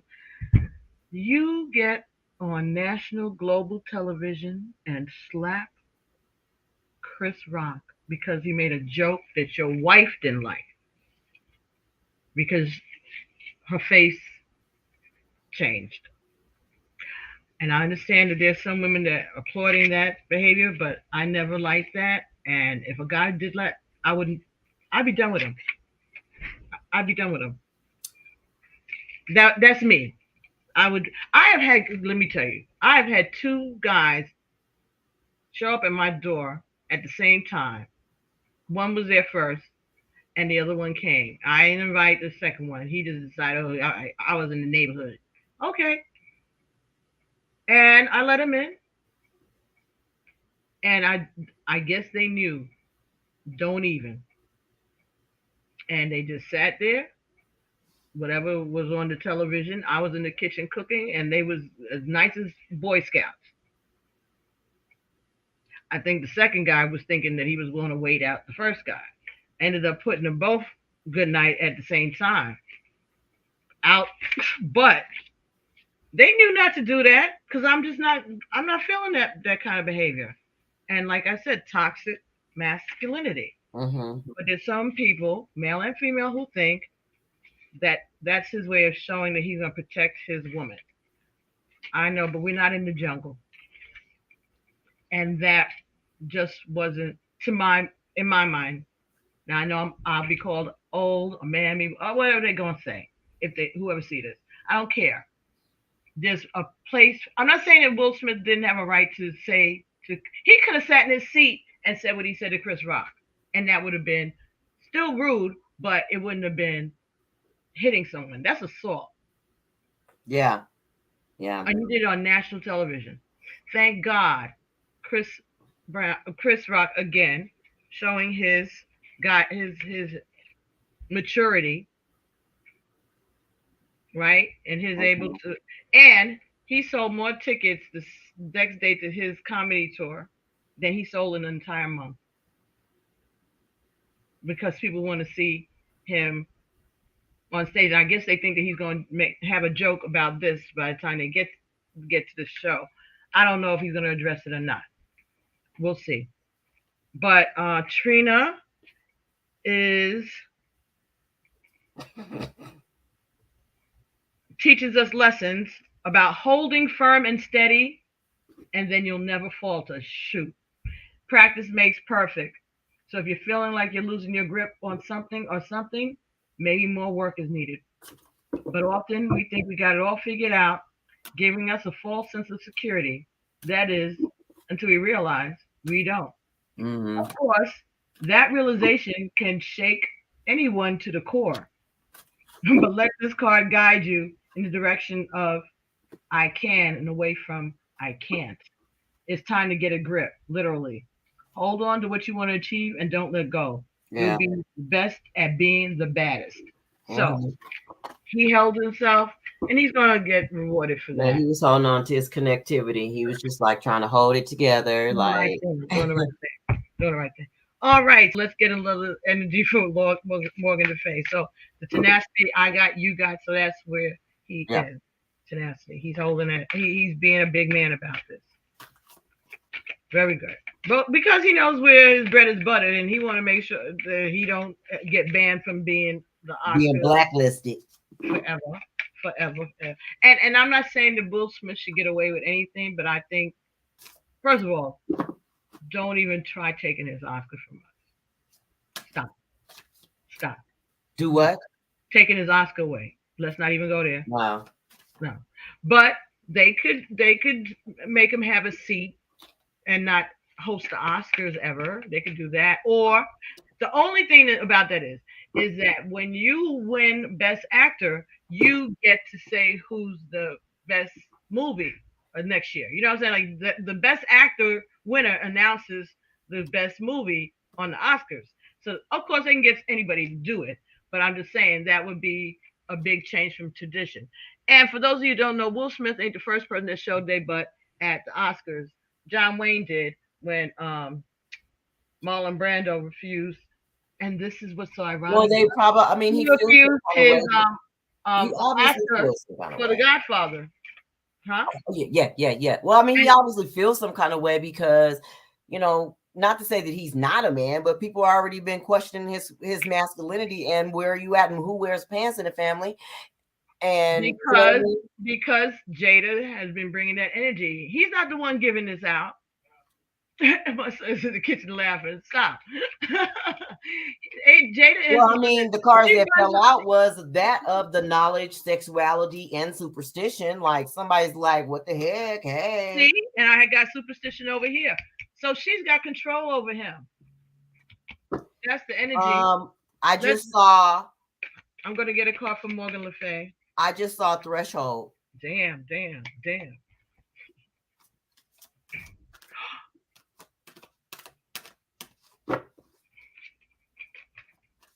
Defiance. Oh, I just had her. She was on the bottom before I started shuffling. And potential. Yep, I had her too. Throughout this whole time of us talking, just like, yep, had her too.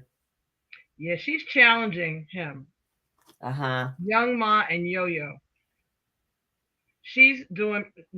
She has control over him. Whatever the magic is, it could just be the whip appeal.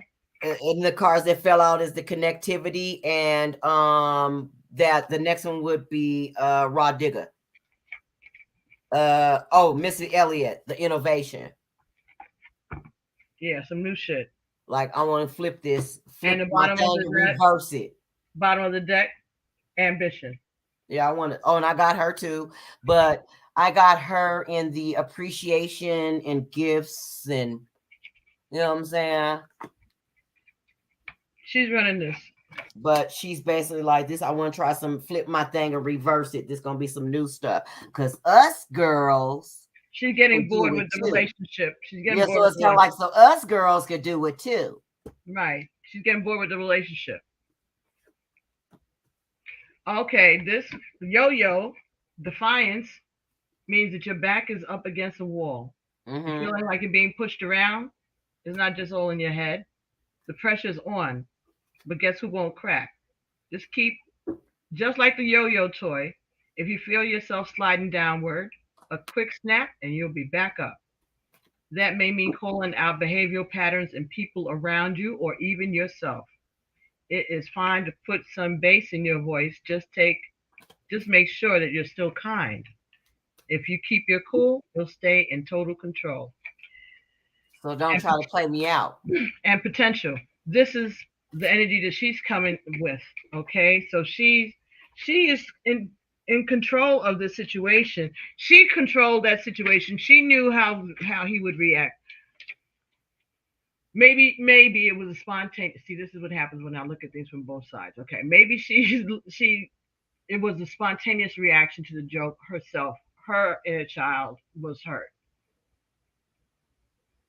But I don't know, I would hope that I would have enough presence of mind if I was that pissed off to give my husband a look, to get him to get up.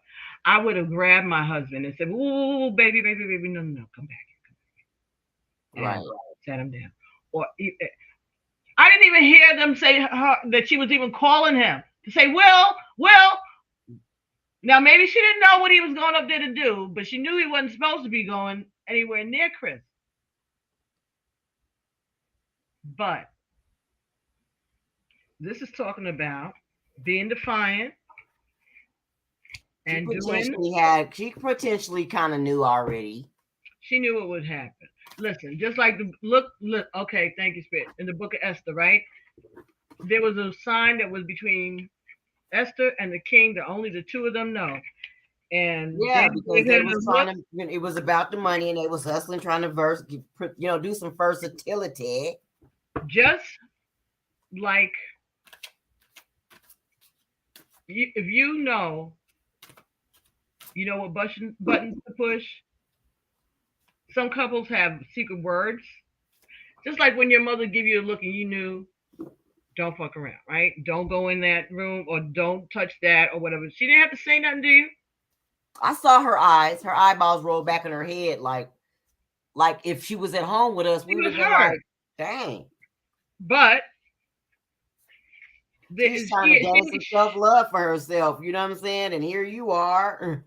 She could have it sounds like from the cards, it sounds like there's an ulterior motive behind all of this. Maybe it's conscious or unconscious.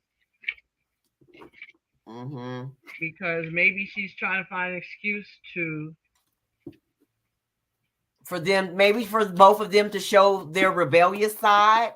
Or like, maybe, hey, we tired of this, to the world, like, stop making fun of us. And yeah, it could be that, family pride and all that, but also just to see love is stronger than pride. I just to test him. Is he a punk? Love is stronger than pride is what I just heard. It is, but why are you testing this man's pride in front of the whole world? Yeah, that's my problem with it. Don't do that. So that's another reason why Yo-Yo kept popping out, because it was kind of like I said, don't try to play me out. Oh, these two cards. Okay. So this is Young Ma, which is potential, self-actualization, professional vision, and future plans. She's planning something. She's planning something. Yeah. Your plans seem crystal clear, yet you're rocking back and forth on your heels, celebrating every milestone. While it's good to pat yourself on the back when you hit a new level, just remember that too much self-congratulatory behavior can make you complacent. Be like Ma and take this card to heart. New levels equal new devils. So while you may see the bigger picture in the distance, you must press forward with each step towards your specific goals. Stopping for water is fine in this race, but don't get trapped in suspended animation when your destiny awaits. She got a plan. She's got a plan. Flip it. And that's whatever happened there. It was about her person trying to flip it. She's feeding into red bottom. They is bloody shoes. She has a plan. She got some knowledge. She's like, she's going to use this situation to her advantage. That's what it is. She's going to hold this over his head. If he thought that she was in control before, she's looking to make this a whole nother level. She's tapping into a different part of love. She found that magic. She found the same magic that everybody else did during the awakening. It's about innovation. It's the innovation, the innovative card, the innovation, doing some things behind the scenes. Mm-hmm. That's what's happening. When it comes to being on the defense and resistance and okay. So they trying to, I don't know I just saw Uranus. And of course, Uranus is associated with Ukraine over there too. So that energy. But if I'm not correct, I just saw a picture of Megan Thee Stallion with a yellow dress on. Yes. Okay. And then I also saw one with a gray on a gray dress that she might have had on, and we have to also take those things into consideration. Megan Thee Stallion. She had on a gray dress? Yep. But she had a gray one and a yellow one on. I saw the yellow one. Yeah. Was the gray one while she was performing? I didn't see it. I just saw the pictures. I never saw it. I didn't watch it. I'm not really into that kind of thing. Right. So Jada has already sworn that she's not going to discuss this no more after the day. She's no it right now. So I do apologize for using the bad language. That was before the camera. I just got I was so triggered because before we, I can't do this. Say what you got to say. Talk about it. Go ahead. Get it off. You said this is your last time, so say how you feel. Talking about it. I do not want to post it anymore. I had my meme set up. I was about to start to feed into it. I had my meme set up where Will Smith was saying, look, I got to rewind. I don't want to feed into that. You made a meme yourself? No, it was one that Facebook already made. Oh, okay. And I was like, oh my God, I don't even want to feed into that. So I was like, nope, you ain't getting me, buddy.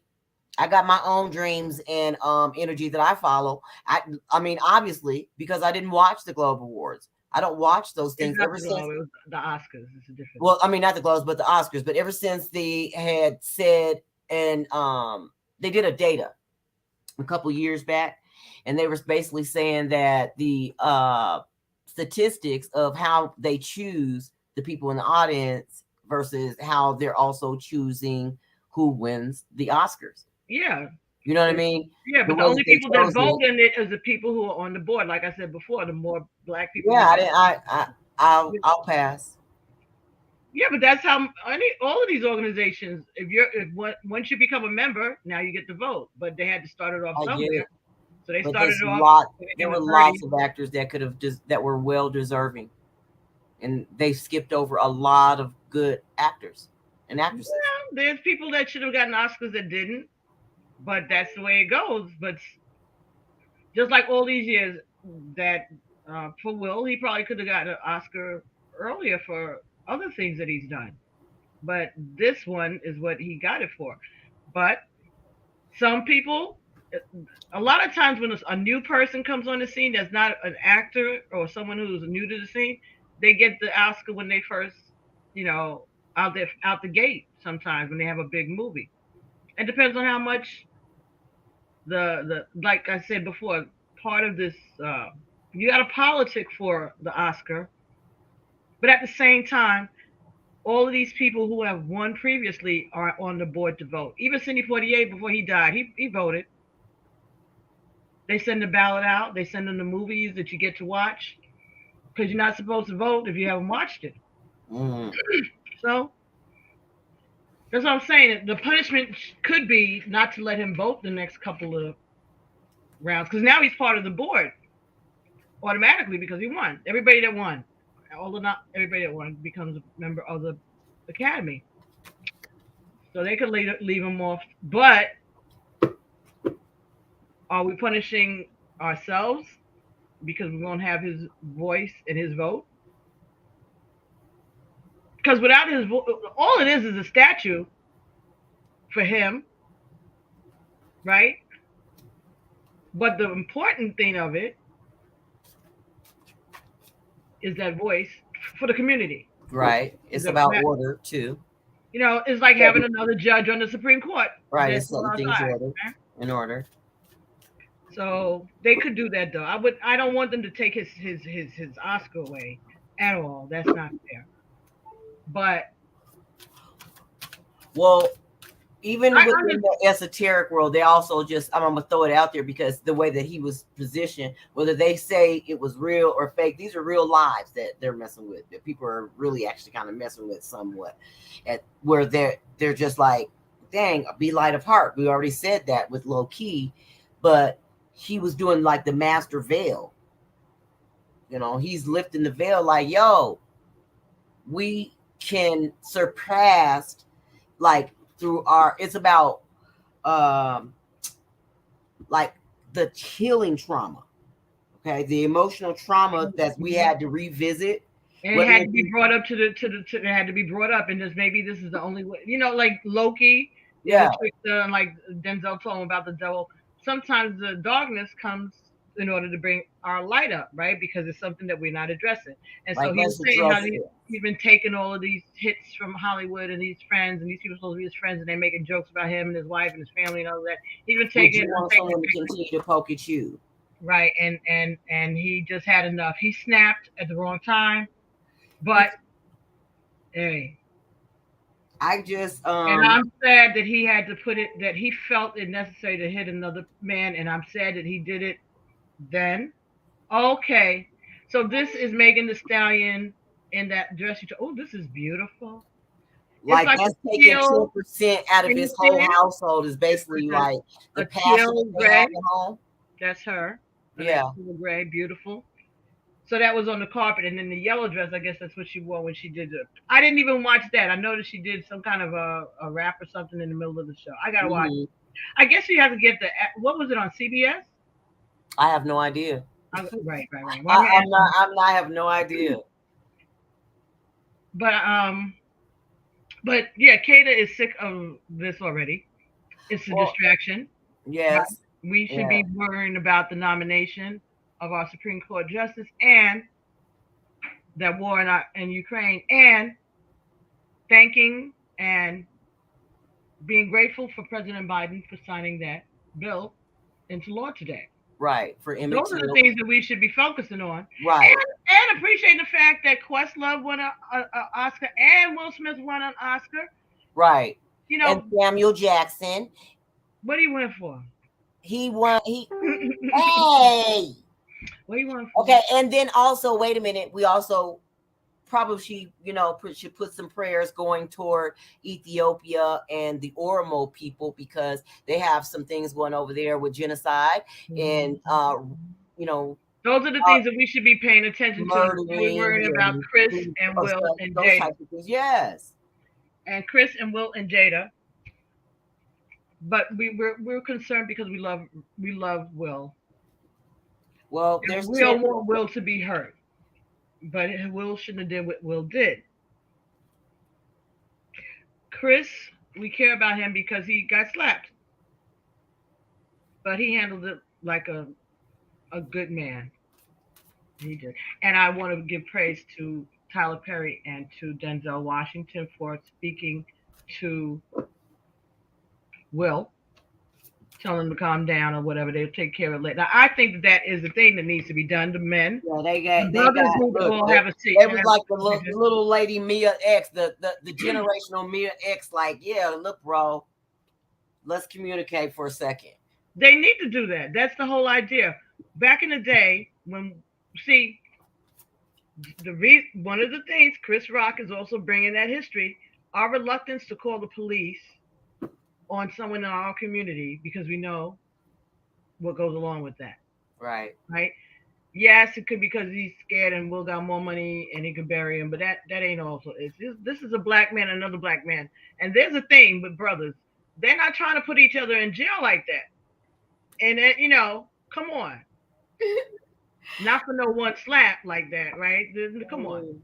But now the brothers. This is why we had Masons in our community back in the day, because if a brother did something like that back in the day, he could go to the Masons. If this guy was a Mason, right, he could go and complain about him, and they would step to him and they would have a conversation and everything would get straightened out. If your husband was abusive to you, you didn't have to call the cops. You could tell the Freemasons and they would go and address your husband, ask whether he's a brother or not, because they're trying to keep it cool in the community and they're not trying to bring the police presence into the community, right? So again, Chris has given us that example also of our culture, right? Protecting our black men, protect even when they hurt us, right? So that's another, thing to consider. Is that fair? I think there's a lot of unfairness that goes along with being a man, as well as goes along with being a woman, right? Yeah. And their unfairness takes place publicly a lot of the time. The things that are done unfairly to them take place out in the world, in the workspaces. Things that happen to women kind of happen behind closed doors, assault, rapes, and that kind of stuff. Okay, spirit, but usually men, because of the way they're out in the world, they tend to have their shortcomings exposed. Be more recognized. Yeah, because they, if you want to be in the spotlight, this is what goes with the spotlight too, bro. This is something we need to take into account. I think I spoke one time about how I, even at my job, I've heard. Listen, if people heard the way their spouses talk about them, at work, male and female, you would not believe it. I've heard men call their wives pigs. The phone rings and it's her on the phone. Hey, baby, how you doing? Oh my gosh! I'm at work with you. I've heard that. We having lunch, we having lunch, and you didn't talk. You can call this woman her and her mama, everything but a child of God. Be like total whatever. And then as soon as the phone rings, it's like, hey, dog, hey, sugar, how you doing, baby? Come on. And women do it to men, men do it to women. I heard women say they hope that their husbands got killed in the war. They were having what was that? Desert Storm. They were talking about leading up to it, and they were saying that there are a lot of officers also are in the reserves, right, in the military. So they call your number to come serve. And I heard in the locker room that day that they announced that was going to be, happening. People would get all they had to do, bring in their papers saying that they were called to duty and whatever. They were telling us that at roll call, whatever. We break up, we go downstairs in the locker room, and wasn't them chicks in there, and not just a one or two, talking about that they hope that their husbands got called so they get killed. What? Oh yeah. I've experienced that though, working in the medical field before, where I mean, I know that she was in the middle of transitioning at the time, but she was just kind of like, we couldn't give her any water, or we couldn't give her any food. Right. She was she was in hospice. Right, she was in hospice, and she just was kind of like, because I wouldn't give her any of her demands, basically kind of like, I'm going to have my husband hang you. That kind of bothered me for half a second, but when I left and went and looked inside her records, of course, reading about her, it was kind of like, hey, old Southern Peach, little lady, you know what I mean? And it was just kind of like, that's who it was. Yeah. Basically, when I went, I came out. How would you feel if people weren't feeding you? She knew she was being starved to death, basically. Yes. That's how she felt. Yes. So I hadn't even gotten a chance to even really, look at her chart or anything. So when I actually read the actual whole medical record, I was just like, wow. And you would have told you was going to have your husband hang you too, right? I mean, somebody. Oh, okay. I see you. You see that? Okay. Yeah, maybe. I understand, ma'am. No mean you be mad. I get you, ma'am. Well, because that's where her mind was still stuck, that she could own slaves and that she could have her husband do those things. Yeah. As far as I'm concerned, she's delirious. She's being starved to death. Hell yeah. She's delirious. But because you revert back to what you know, right? Old people do that when they're getting over. I'm just making a joke of it. It's very true. that old people make, or people on their deathbed and things like that. Right. I'm just getting this. I don't know. I know that they said that they would never get divorced, right? They're married for life. Shoot, their daughter Willow was like, "What the heck, mom and dad?" Maybe it's her turn. Like, yeah, maybe he liked to get dominated. Maybe somebody else wants to dominate and get emasculated. 555. Shut up. Let me tell you something. Listen, August Alsina is a much younger man than Will. Will is in his 50s and August is in his early 30s or late 20s. There's a different energy. Trina keeps passing out with this tenacity and stuff, but also that fell out. That's that bounce back. Okay, now Lizzo is talking about self-love. Remember, and when I just got that energy when they fell out, remember when she told him that she wanted to be happy, and he was like, "If you're looking for me to make you happy, you need to go find that." Like, yeah. You need to go find your own self-love. And so maybe because she's that Hayoka spirit, she's that succubus, she said, okay, I'm going to find it. And now I think I'm going to stay with it. And so, yes, we made a deal never to get divorced. But maybe so now it's so difficult. That includes finding herself. So when she found herself, if that's who she is and that's how she showed up to the world as in Aries, that's the first house. That's like showing up, how you appear into the world. This is the new way. This is her new way. This is the way she wants to present, right? Everything is changing, right? J-Lo got back with Ben Affleck. All these energies are changing. And maybe she's like, you know what? Life is too short. And I think I want to go and see what's going on with that little August boy again. Either that or go find something else. Or find somebody new or something else. And this could have all been, not saying that Chris Rock. Shucks. Janelle Monáe popped out and was like, no, I'm trying to show you I'm not trying to be defiant about my self-love, but I am trying to tell you it's about fluidity. See, fluidity. What is that? Yep, fluidity and defiance and yo-yo. That's like the defiance. That sounds like somebody who is fluidity, right?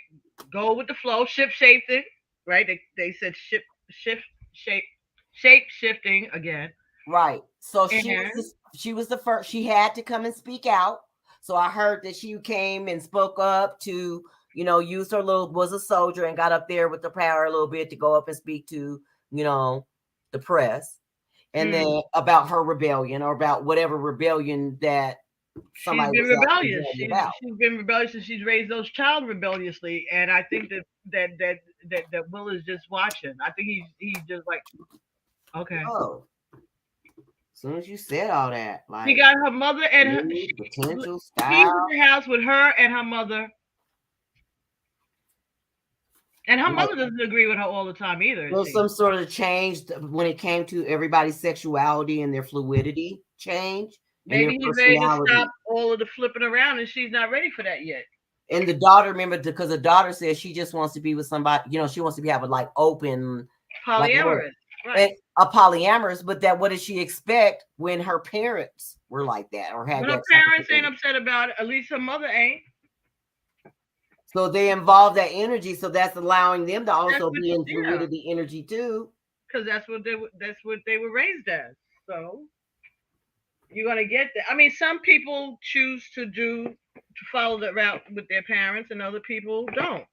Depends. If she's young and she's still finding herself, she needs to look how long it's taken her parents to define themselves. Well, she's a cougar, we do know that, little cougar. Well, yeah, she's definitely a cougar. She's using her voice like, yo. But again, that's inappropriate behavior because if the shoes were reversed, people would have been up in arms. Yeah, well, they bloody shoes. They red bottom shoes. Dude, listen, I didn't know that they made, what are those, Louis Vuittons? Is that they call them red bottom shoes? I don't know. They make it for men. That is about their personality because Cardi B got the red bottom look, the red bottom bloody shoes. Oh. Yeah, Mr. Jay-Z had on some red bottom shoes. I was like, oh, they make them for men too? Why would I know any of that? Because he's the dude. I don't know, but that dude who makes them, he's like, he didn't make them for white people. I mean, African American or black people. He was. When it's for shoes, I'm sorry, I cannot stop. I was like, what the heck does that have to do with anything? Dang, right. Aren't they shoes? I like shoes. Some folks, I guess they feel that when we wear something or we promote something, it cheapens the value of it. Because when we like something, see, and that's the thing that is just so pissy about this entire situation is because even though that he lost it for a moment, it was a temporary thing, whatever. It just the people who always want to say these things about us got material. They got something to point to now. Yeah. They see as if they had anything to let us to. Everybody wants to point the finger. Nobody ever wants to be wrong. But Will Smith's behavior just showed the world that they were right. That's what I said. Yeah, but that Dick it made me. Dick Gregory came to mind, and it made me think about like also with Denzel what he was saying. Hey, standing up in diversity, but in that moments of that highest point, you do stand up in diversity of it because of where you're at. You're at the Oscar Awards. This is the world stage. And you don't hit somebody on public TV. Because if Chris Rock wanted to be a wherever you are, wherever you're gonna be at, period. And because of the fact that it was how you gonna show it to the world? What style you bringing? Are you bringing love? Are you bringing? The DA could still bring charges whether or not Chris is going to testify, not because it was seen. It was seen. There's nothing to discuss except what's going on behind. The only reason why they wouldn't do that is because we know that Will has something going on. But it's the energy. They're going to show compassion here. Listen, they banned Kanye from coming to the Oscars or something because they didn't want him terrorizing Pete Davidson or Kim Kardashian. I don't even know if they even went because, like I said, they limited people. But it's an energy that we're all feeling. It's just the celebrities do it. We can see it, and it's magnified. But if we look at the situation and we can look at our own relationships, there will be some manipulation that may be going on someone's part. Okay, maybe a power struggle. Who's the head of the relationship, right? Maybe somebody wants somebody to, jump through hoops or to, entertain them somehow or to prove their love somehow. Something going on, and there may be an innocent person in the middle of the bullshit. Things are just heavy. Look, something's happening. 10% is missing out of their home. Didn't you say earlier? There's something about somebody had to I'm not going to do anything unless you pay me. That they would energy like that, like you have to. You said. Oh yeah, okay. Monique said that she wouldn't. Monique said that she wouldn't make the promotions for the movie unless she was paid more than. Like she wanted that to be extra. She said that her contract finished when the movie finished. Anything after that, they need to pay her more money because she only got $50,000 and 5% on the back end of the proceeds from the movie. So if you want me to go to cons and you want me to go to all of these other places, we need a new contract. Right, I get it. Mad because nobody would say, okay, they didn't want to write a check to her. Oprah said she would fly her there and pay for accommodations, but that ain't what she's looking for. That's chump change, right? Paying for. Tyler Perry has a plane. Yeah, they tried to finesse her the whole time. And she didn't, and she was like, no, I want the money. So it became an issue, became a problem, and that's a whole nother thing. But she did, she spoke up about it. She defended herself. Will has been keeping it spiritual. He's been trying to keep a high vibration, but sometimes you, even when you are vibrating high, just like Denzel said, something will happen to take you off of your path or to make you shadow yourself. He showed his shadow to the entire world. The thing is, are we going to embrace him with compassion and love and understanding, or are we going to throw him to the wolves? Whatever he did, he's not R. Kelly. Okay? He's wrong. He shouldn't have hit Chris. But Will has enough resiliency within himself and enough God, I think, within himself to lead him the way towards health and health. And maybe this is the example that men need to see, women need to see, of what happens in relationships when there's an imbalance of power. We're talking about Kanye, we're talking about, well, these are narcissists, but they've met their match.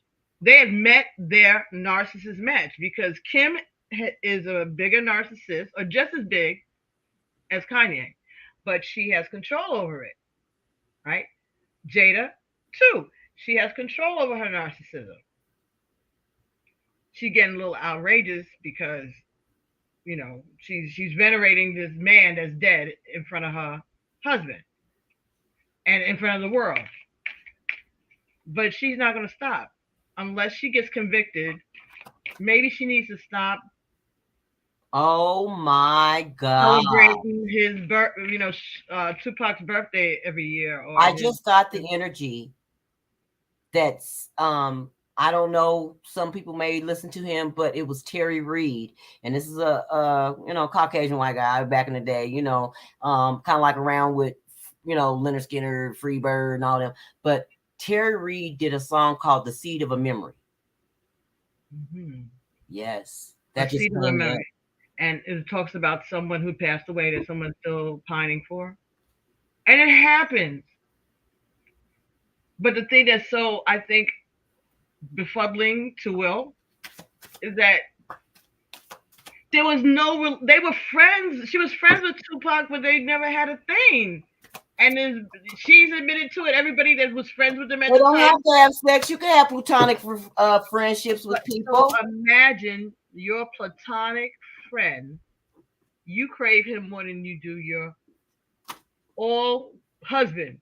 Right here. Your real, whole, alive, 6 foot, whatever the heck, husband. Like, he was easier. Some people are easier to talk to.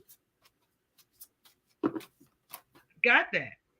I mean, but you obviously you don't have no problem talking to your husband because you brought him on a red table and talked his whole life into trying to make my money. He helped me. That's what she's saying. Like, he helped me to create order and make my money, and helped me to stay on top of my hustle.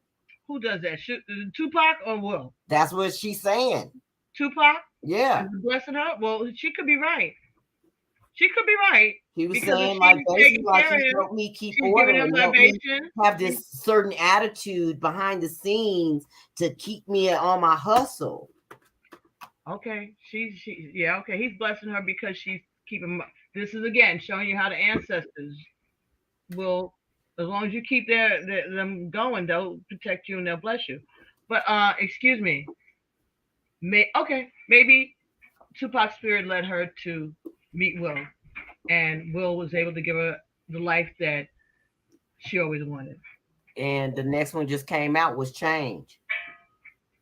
And that's Eve, and it's a cougar card, of course, because she got those paws up there. So yes, it's about change. I'm telling you, she got a plan. It was about change, and it fell on top of innovation. That's Ashe, ding. Something new. There's the ding. That's what it is. Something new. So, and power, Sister Soldier power on the bottom, and Saweetie style. Wait, that's what's at the bottom of the deck. Style. Yes, Sweetie. She's trying to flex. She's trying to flex. I got style at the top, and mine's on the bottom is about Sister Soldier power. So that's the divine feminine energy. She's taking charge of her situation. She's gonna make whatever that was, whatever the energies happened, subconsciously, higher selves, whatever. whatever happened was meant to happen, right? Because we know things don't happen unless God ordains it to have happened, right? So this situation was for a reason. It was to teach some lessons, open up lines of communication between Jada and Will, for Will to be able to see the control that he has subjected his soul to all these years, right? And maybe Jada could see how her defiance is affecting her husband. Because I think that it feels like she's disregarding his voice. And that again could have been part of why he did what he did. Because if you're telling a man that, oh, he don't take care of you, he ain't nothing, you a punk, blah, blah, blah, blah. I mean, I had another man in your house and you did nothing about it. There's some women like that they will. And so he probably, and so I mean, you what? And then when he found, when the world found out, you basically emasculated me. Yes. Because I did nothing. I didn't leave you. I didn't divorce you or anything. Right. I did nothing.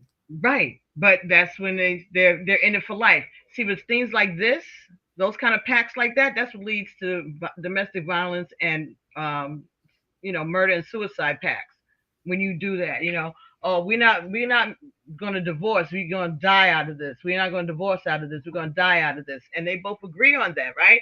So if you push somebody on the wrong day with the wrong energies, you might find yourself in another kind of a pickle. She might, and then she gonna meet up with Tupac for sure. And then what? Lord, I don't want to be what? I don't want to know what's gonna happen. But anyway, but it's just an ugly situation. I wish it hadn't happened. I wish the best for Chris Rock. He'll be fine. Like I said, he's a hypocrite because he shouldn't have said that joke, and he made that movie about black women's hair, and he should have known better. But G.I. Jane is not an ugly image. No, and it's not. No reason for Will to do that, and Jada needs to grow up. And everybody needs to grow up. Yeah, everybody needs to grow up. But a comedian is a comedian, and I don't want this to take away the freedom that comedians need to have. Right, he's a comedian. That's almost like saying a clown can't go being clown. But just because I like clowns don't mean that you have to like clowns. They took the elephants and the tigers and the lions out the circus, right? There's no tigers and lions and bears in the circus anymore, right? There's puppies and kittens, okay? So things can change, right? The potential for change, anything can change. So what the hell? You know what I'm saying? That's how it works. Just because I like a circus don't mean that you gotta like a circus. Are they gonna break down the zoos next? Is the zoos gonna be out of business in a second? Right, that's just stupid. But it's a matter of opinion because people think that animals are treated cruelly in. Well, they are, but there's no. You don't treat an animal like that to get them to do tricks for the for the entertainment of people. Don't do no. They weren't putting you mean like having the Bernstein Bears on top of the little thing with the ball and. You think that the bear just showed up at the circus and said, "I'm looking for a job. I can do tricks on balls. Be able to go feed my family. I need some money to feed my family, Mr. Circus 3-ringer. Could you please give a brother a break?" No, that is not how that went. Okay, he was a slave just like us, beaten to submission and told you want the street, roll this ball underneath your feet, bro. And that's what happened. So they freed the slaves, they freed the animals in the circus, right? It's that energy, right? Everybody's getting free. And so maybe, she feels like she is being not protected. I think that's what it is. She feels that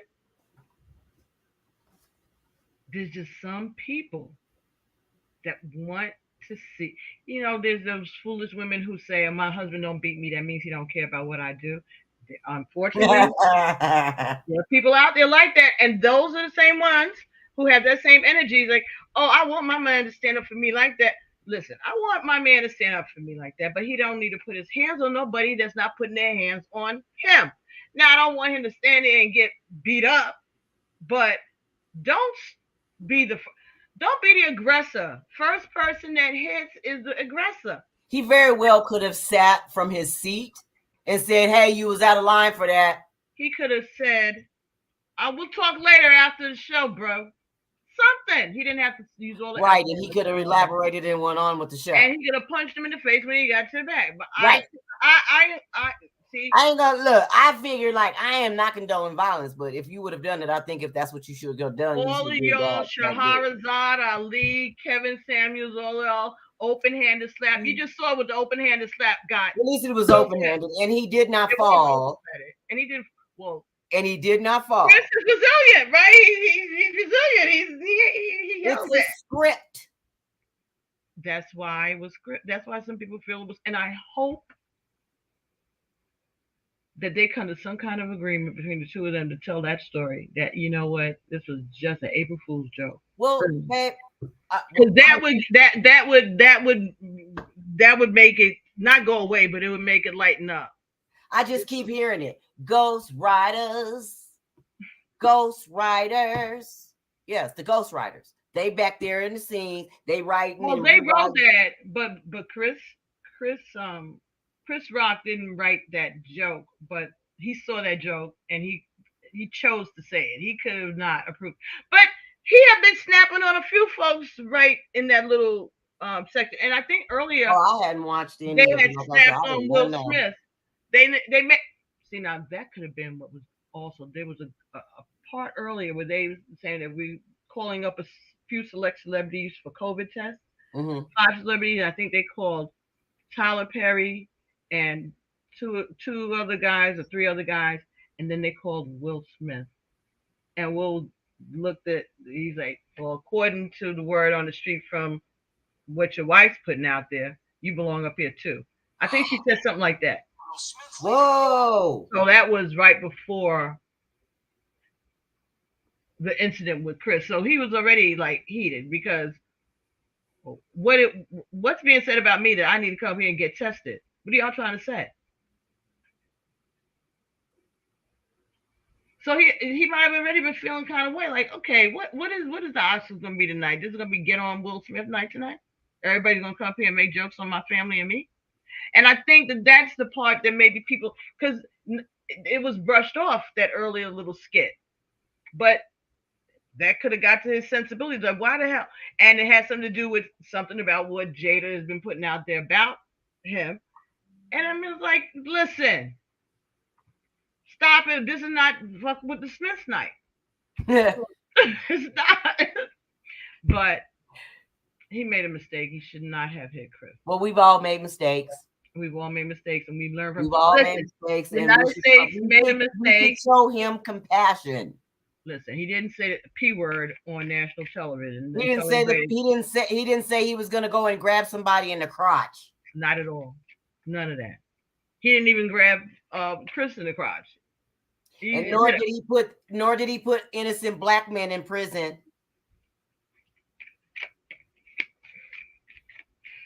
So okay, he's done a lot more. He's done a lot more good in this world than that just few minutes of snapping. He's given more to the world, and we should give more mercy. Out of all the other times that they did give him any recognition, he's always been a good actor, and he's shown through diversity. And been this is a regular. So yes, this is a regular kid off the street. Yeah. So yes, I do. But I'm not even going to interject this. It's not that I'm upset with him. I'm upset that everybody's upset. It's a distraction, right? It's a distraction when I know that very fact that I know it's a distraction, but it's also a master of ceremonies of what happened. But it also is, it has a lot to think. That was on the underbelly of it. But when it comes to him, it's kind of like when you look at it, I'm not going to, I've heard people say, oh, I'm not going to watch anything of his anymore and this and that. I am.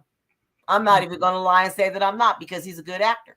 Well, like I said, I wasn't watching. I'm not going to be a hypocrite about it. I wasn't watching much of his things, but I think I sort of In the Pursuit of Happiness. That's when he was with his little boy was in the movie with him. I saw that. Yeah. And I saw Shark Tales, was it? Where they did car wash. And he was a fish. and he did that because his little girl likes fish, right? So it was car wash, but they made it for fish. Mm-hmm. So he played. I like that. It was good. I never watched the Independence Day because it's got blowing up and killing, and I just don't like those kind of movies. But I know that he was excellent in it from what I heard. I know that, like it was groundbreaking. It was really. I've watched most of all of his movies. Yes. Yeah. Oh, 6 Degrees of Separation. Oh, shoot, I was saying about that's another reason why Sexuality card kept popping out because of that. Now that was one of his first excellent movies, The 6 Degrees of Separation. And that was his first movie, I think. Yeah, and that's another reason why we were all saying in the esoteric world, because of that, the master of ceremonies, like, hey, you already did that 6 degrees of separation. We're going off of degrees and circumference of all these planets aligning right now. And he's the Libra, and he's supposed to create balance. Yeah, but remember, he was a real young guy when he made that movie. Right, he was. He was a really young guy when he made that movie. But that was still, that was a good movie. I like the movie, but I sometimes I would bring it up and people be like, I never heard of it. What? Yes. Okay. Never heard of it. Well, they need to find it and watch it because it's good. Yeah. Even yesterday, I watched Hair again because I hadn't seen it since it came out the first time. I wasn't too impressed with it. And that's why I was like, oh, Chris Rock is throwing shade at his wife. Manipulation. Again, trying to get your way. So instead of saying it directly, you send in subliminals. That's what they're trying to speak up about their use their voices and through spirituality, through change and innovation. They can't talk to their wives at home, so they got to do little tricks to get their way. Manipulation. But Jada. Yes, you got to know how to learn how to manipulate your man's energy and your energy. That's why it's kind of like the life of, and I'm not saying mean in a negative way. You go in there, you want to be able to get your way, right? You know how to manipulate your energy, right? You want something, you go in there, even like if you're dealing with a child, say for instance, you're dealing with a kid and you want them to get them to do something, you change, you do that reverse psychology on them. So if you know this person's personality and this being, you're going to do whatever it is and use your manipulative energy, your feminine energy, to get what you want. You don't always have to have sex. No. The manipulation, you're using your actual feminine energy. Versus when you know that man is tapped into his more feminine energy right now than anything. He's being emasculated in the bed. If he's being emasculated in the bed, she can utilize that energy for any purposes at home that she wants. So 10%, he's missing 10% of whatever of his skill that he needed to be a masculine energy. Period. She drained it. At home. The situation has drained. This is what's going on at home. 9 of Swords in the bottom. It's a negative energy, and it shows MC Light because it's upside down at home during this transition. It's about skill, and she got this calculation, the calculator. This is somebody. I told you she has a plan. She's up to something, and she is manipulating the situation to get to whatever. That's what I'm saying. This is the school of life. You better be down here trying to learn how to manipulate some sort of energy, otherwise you'll get ran the hell over. I guess so, Kata. That's that masculine energy I always say about it. You always bring up. You're right. I guess to me, I think we all maybe we do it and don't realize that we're doing it. This is purpose. She's running him over. But you don't have to have a relationship like that. That's not how people are supposed to. We know that I get it. I understand, but I'm just, I'm speaking in that. I know. But it's like you're saying you got to know how to play the game, or else you can't play the game. Right. But maybe Will, being a little empath that he is, didn't know about all of this, and he fell in with the queen game player. I get it, but I was feeling his energy. Who tells you that stuff? You learn that in the streets, right? You learn this is his energy. This was I was saying, like he feels emasculated. He feels like, look, I'm tired of this crap. But she could stop. Because you're saying, well, you better know how to manipulate your man's energy. What about don't? What about don't? That's how it what is. About we don't that was her don't? energy, and this energy that's there. That's that energy that's there. Well, like maybe you better, that's why maybe that's why I'm not cut out to be in a relationship, because I'm not spending my it's a life man's world, so they thought. Nobody. Huh? It's a man's world, so they thought the masculine energy has to flip now because the roles have to flip. You're saying that all women, if you want a relationship, or if you're in a relationship, your job is to learn how to manipulate the man's energy. You better know thyself and know thy man. No, your own energy, yes. But so yes, you have to know how to manipulate your own energy. You can't just go in there and just be all like a bull through a china shop. You won't get your way. Well, maybe the term manipulate is the thing that has a bad connotation. You have to know how to react and respond and control yourself. That's okay. So when you say manipulate, it's like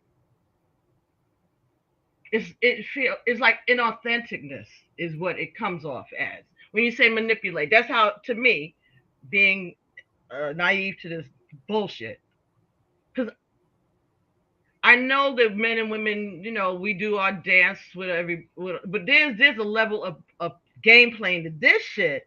This is like sociopath shit, and so I'm saying it doesn't have to get to. But you're dealing with the Oscars, though. Forget the Oscars. I'm talking about in a husband, running it. All feminine energy. No, all men were running that. I'm talking about their relationship. I'm not talking about the Oscars. But even that, she's got enough feminine energy, right? And you're saying learn how to manipulate it. So she could have manipulated a whole bunch of things. She don't have to be doing hocus pocus, throwing stuff in a pot or nothing like that. No. It's just energy. The way she carries herself, the energy manifests through, prayers, words. These are all spells, right? Right. She could say that this is the way she wants her life to be. This is the way she wants to. She could say anything out loud or behind scenes to him to have him act like that. That's manipulation. Yeah. When it goes bad. Yeah.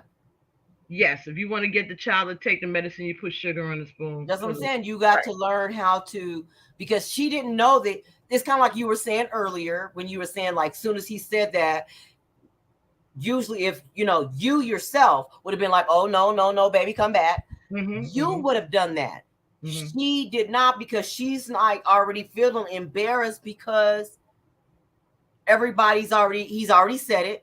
And Will see, she already did her eye like this, like, you know what I mean? Rolled her eyeball. And she saw her husband get up and take 17 steps up the friggin' stairs to mess with. And she could have, come on, Will, called him back, pulled him back, something. But she didn't. That's where your feminine energy needs to be at the forefront, to protect your man from himself and his dumb actions. That's a positive use of that. Huh? She's still healing. I don't want to say that she's not still healing. She was being manipulative. She's got a plan. I'm telling y'all, watch how this shit plays out. Watch how this plays out. This is not the end of this. It might be the end of this. Do you watch her show? No. I only saw it today when she talked the table talk with Will and that. I saw that like everybody else saw it. Right there. I only saw that one show, and I didn't watch all of it. Only maybe first 4 or 5 minutes of the show with her and Willow, where she was speaking about her fluidity. Other than that, I didn't. Yeah, I haven't watched or anything that's on her show.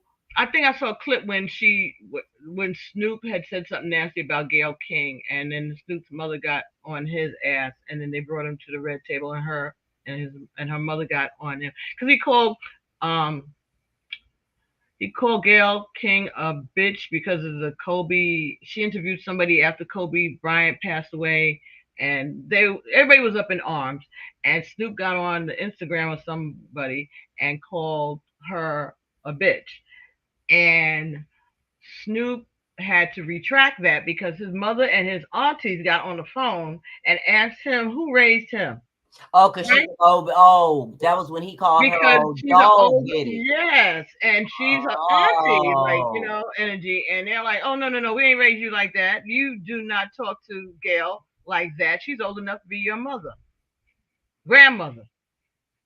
And he had to roll it back, so he went on the Red Table Talk to let Jada and her mother pounce on him for that, because he had to get the beat down, right? So I guess the Red Table is where we emasculate the men folk at.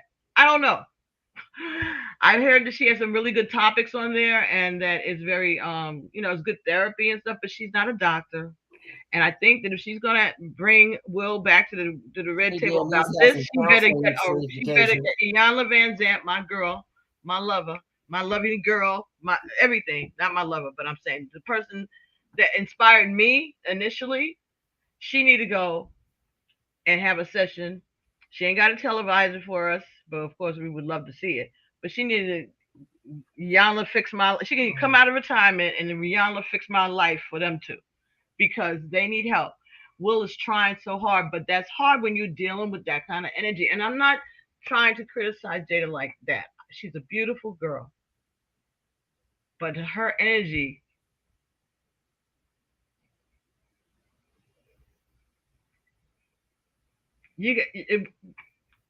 When you have great power, it comes with great responsibility. If you know that you can control a man like that, you have a responsibility. It's karma. Not to. You know, you don't have to, just because you can do a thing doesn't mean that you should or would or could do a thing, right? No, or should or would do a thing, because you just racking up bad karma for yourself. And that isn't I'm telling you, when God forbid the day comes when Will Smith passes away, and I'm sure I'll be nowhere around to see it, that's going to be part of his obituary that they play in the news at night. You know what I'm saying? They're going to play Oscar-winning actor, and they're going to bring back that slap. And that's not a good look. And his mother didn't deserve her night to be ruined like that. I'm not saying that Jada did it. I'm just saying we need to be mindful of what we send our husbands to do, how we want them to show up for us, and what happens if it had gone too far. What if Chris Rock had turned around and knocked Will the fuck out? Excuse my language. Now he got a black eye accepting his Oscar. Thank God we didn't get that scene, but it could have happened like that. Chris ain't no punk. He from Brooklyn. You know what I'm saying? But I'm glad that he controlled himself. What are you reading?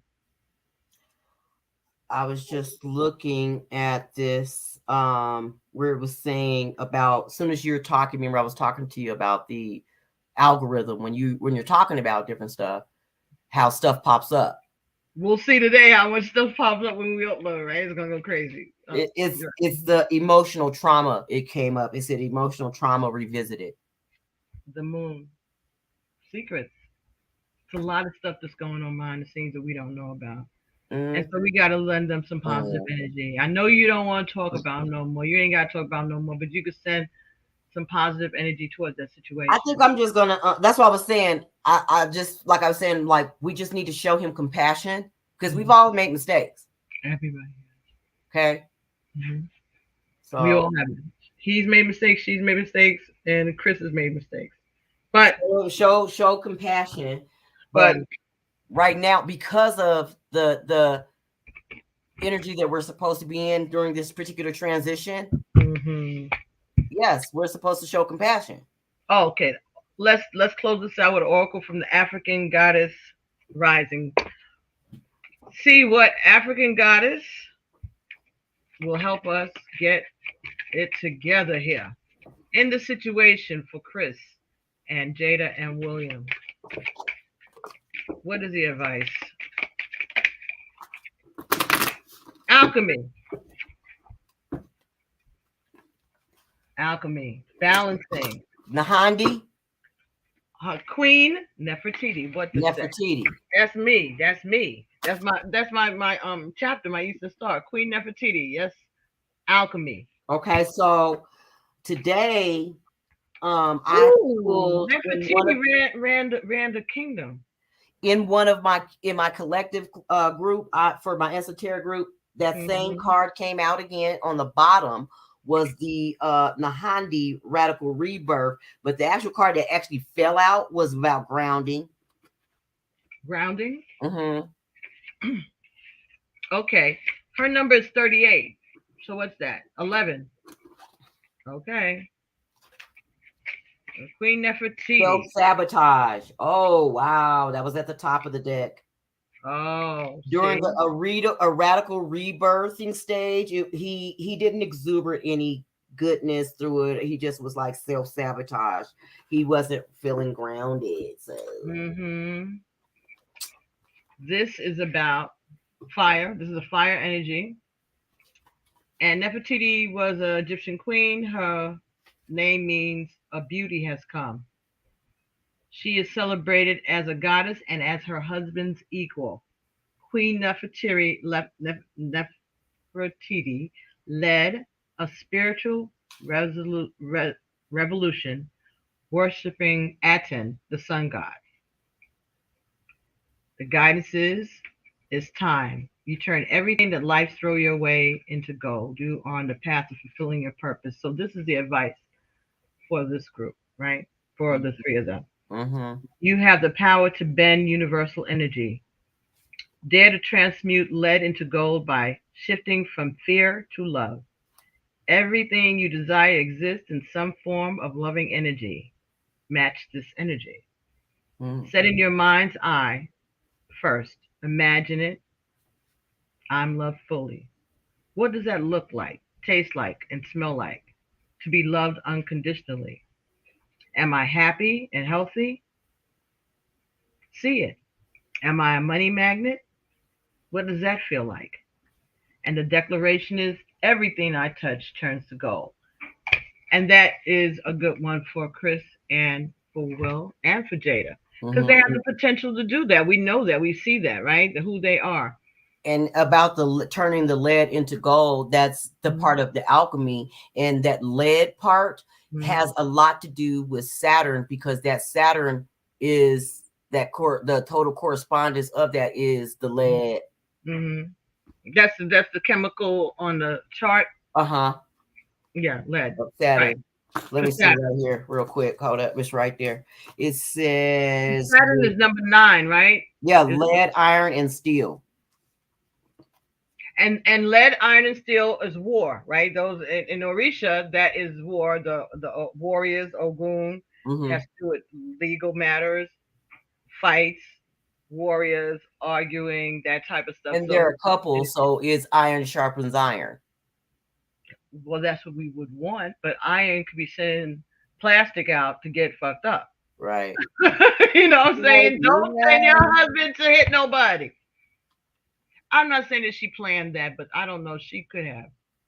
But it's about the radical rebirthing stage, so. But this will be, they need to make changes. They need to find ways to compromise and to get it together. And they can make all of this happen. And that's including Chris. They need to talk. They got to get this straight. They have to talk. And we don't need to know nothing about it, but I'm sure we will. And it don't need to be on Instagram. It needs to be, well, maybe face to face. But other people, like the other brothers, Quincy Jones, Tyler Perry, Denzel Washington, people who have been in the industry for a while as an actor and as a comedian, and set the brothers straight here. Look how cute this is. Well, right now it looks like the temple of the ancestors, that Swasti, they are at the crossroads. So if they at the crossroads right now. This name card holder has a place to hold your business cards, and the Nefertiti fit right in there just now. So now, hey, Yeah, I got that from Amazon. They printed it and everything. Let me see. Mm-mm. It says my name. I need one of them. Yeah, I don't think it was more than $10. And your business cards fit right in this little slot here. And it's nice. It's heavy too. Nice. Very nice. It is a good head knocker, actually, if I needed it. But I won't need it. But anyway, yeah. I just thought that was cute. The Nefertiti fit in, look all pretty. But that was the African Goddess Rising Oracle Guidebook and deck by Abiola Abrams. So love that deck. It's beautiful, right? So we need to just come together and try to work it out, alchemy, right? Use all of the tools that we have at our disposal, meaning medical, mental, spiritual, physical, love, tears, whatever it takes. And let's work it out because we can do better than this, people.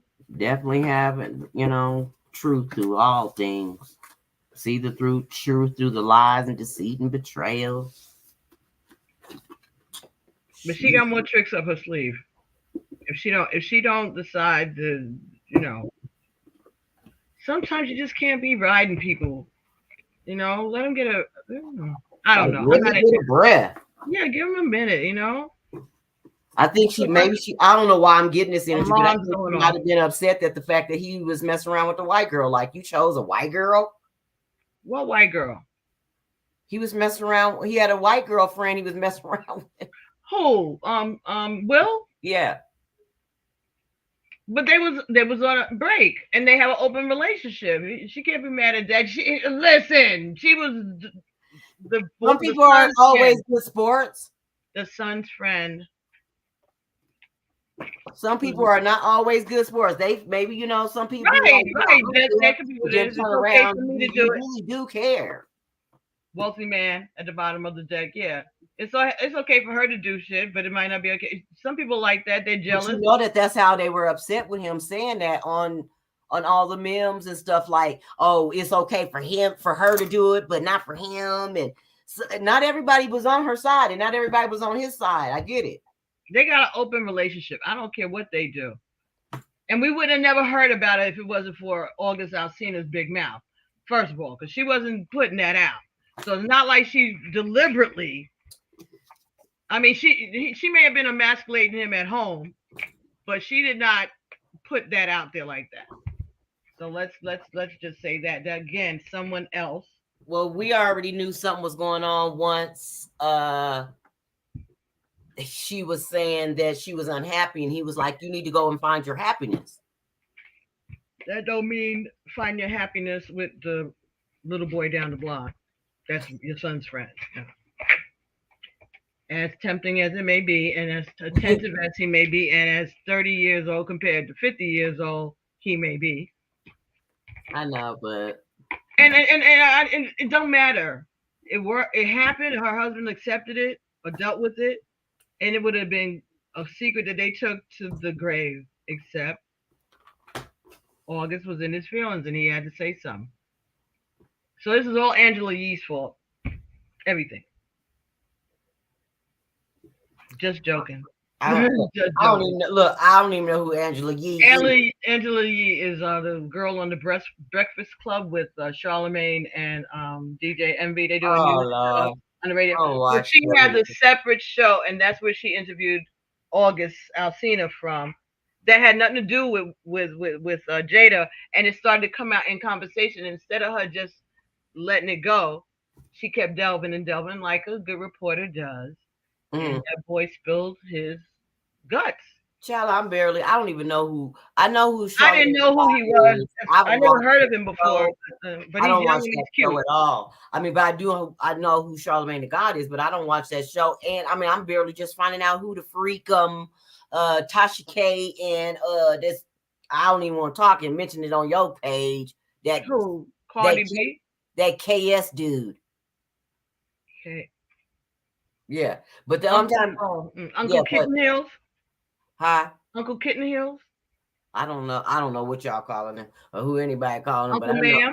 Ma'am. Uncle Ma'am. Him. Yeah. I But cannot with him. Like I cannot. But I don't watch that. That's why I was just like, who and what and why are y'all and why is that anybody's business? Why is that anybody's business? Because it happened on the Oscars, and that's how it got to be everybody's business. And if Australia didn't keep that feed going, we wouldn't have heard those famous words: "Keep my wife's name out of your mouth."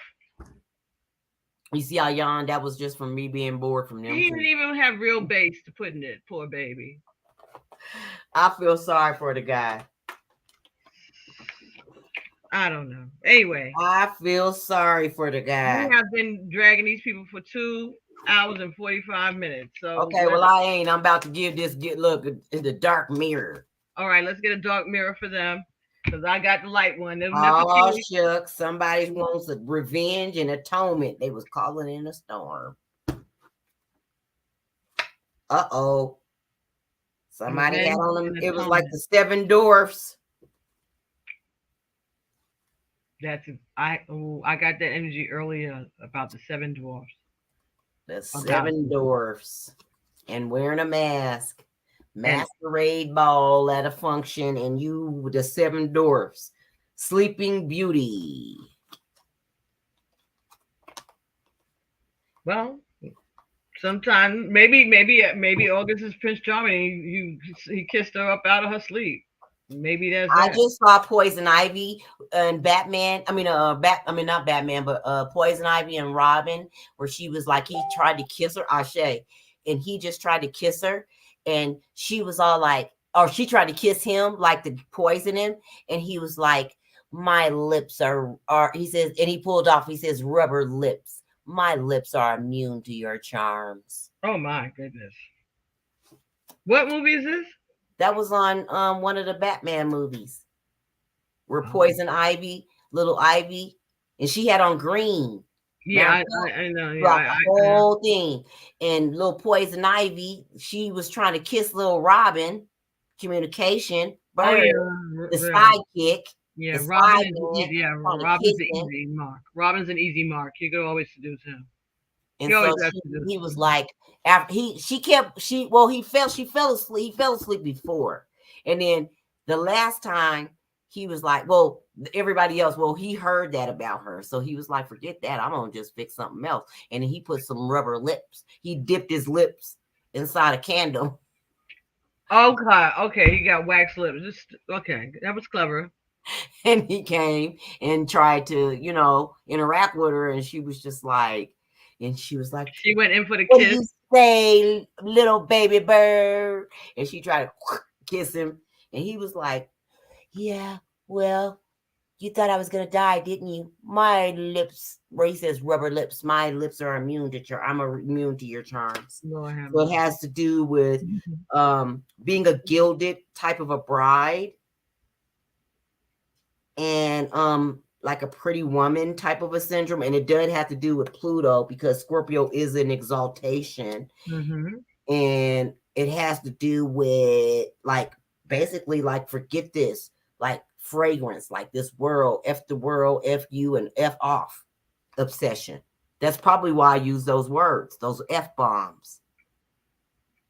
Well, because I don't use those F-bomb words like that on live TV. Well, Will had put it out in the energy already on Sunday. The F word's been making rounds this week. And I guess Samuel Jackson, that's my boy. Yeah. Don't know why, but yes, I know. Yeah. But whoever has words of peace and love for Chris and Will, I encourage them to. Well, I like them both. I just didn't, I tried not to interject in anything, but I'd like to be able to see some healing and compassion for them. Yes. Okay, so about 1, 2, 3, 4, 5 cars popped out when I said that within this marriage. And Senator Lindsey Graham, don't you put your mouth to this thing at all when we go back to the hearings for the Supreme Court Justice next week or whatever it is, the first. Don't bring this up. Don't ask her how she feels about this situation. None of that, because it ain't got nothing to do with her. She's been sequestered since the last time she saw you guys. She hasn't watched television since. We're already saying it. It's like the gilded bride. Right here is what I'm saying with these synchronicities. It says about blinded. They're at the crossroads, but they're blinded to pain right now, and it's like bringing flies to shit at this because of the decisions that were made during this Seven Dwarfs faded Snow White story, and it had a lot to do with anger and chains that they were bound to through their addicted whatever. You know, she could go and file for divorce and say that he embarrassed her. Addictions, basically. She could go and file for a divorce and say that he embarrassed her. Yep, gilded regret. They got regret in that, man. In that, oh my God, I don't want to hear anymore. I don't want to get upset. Oh, they forgot oneself. Yeah, well, they're forgetting oneself through the addictions that they have, and they're forgetting who the child that they were meant to be. She got pulled away from that energy a long time ago, and she has been bringing that. They need to be. Keeps invoking that. She keeps invoking that spirit of Tupac into their relationship, and that's not a good idea. There's some fragmentation going on right now. I mean, they're naked underneath the stars right now. They have some artificial hearts. I remember years ago, I had a boyfriend that I was going with, and he died. He fell out of a window, right, and he died. Aww. And it was because him and his wife were separated. He was out here living with his parents, but they had kids, and she had a boyfriend. And when he went to see the kids, this time the boyfriend was there, and they wouldn't open the door for him. And I know that part he was concerned about. But what I didn't know is that he took and went and scaled the side of the building to try to get into the window of the building. This is in Brooklyn. Mm-hmm. And he lost his footing. Maybe. Anyway, he ended up on the alley, right? Splat, dead. Yeesh. And his ex-wife didn't do nothing. She didn't even call his mother and tell her what happened. Now, she claimed that she didn't know that he was out the window. But some people said at the time that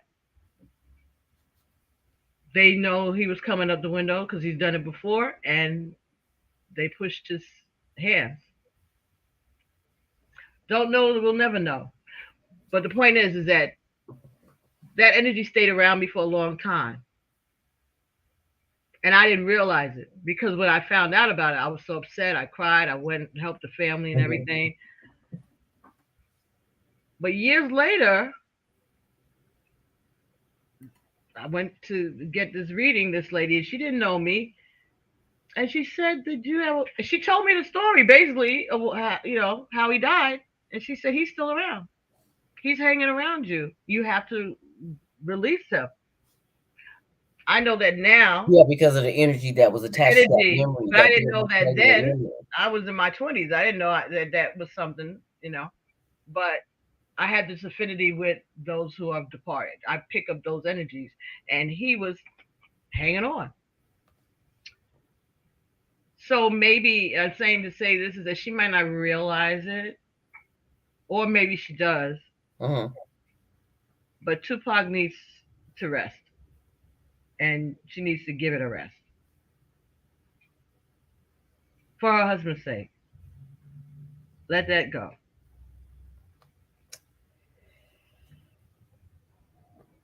Let him go. Just let him go. It's so wild that Terry Reid came in with that song, with the seed of a memory. Yeah, that is what I'm going to try to attach it in the description box, with a seed of a memory, right? Mm-hmm. Terry Reid. And I have to listen to that. I've never heard it before. Terry Reid. Let me see if I can find it, and then I'll do that. Anything else? What did Megan Thee Stallion say about this? Oh, I have no idea. I just know that she was there. I was just saying I was saying that maybe if she won an Oscar or something, I'm not sure. I didn't know what. No, she was presenting. She ain't had no Oscars. Oh, okay. She was presenting, but I mean, what was she doing there? Is what I was. What? This is song. Acoustic.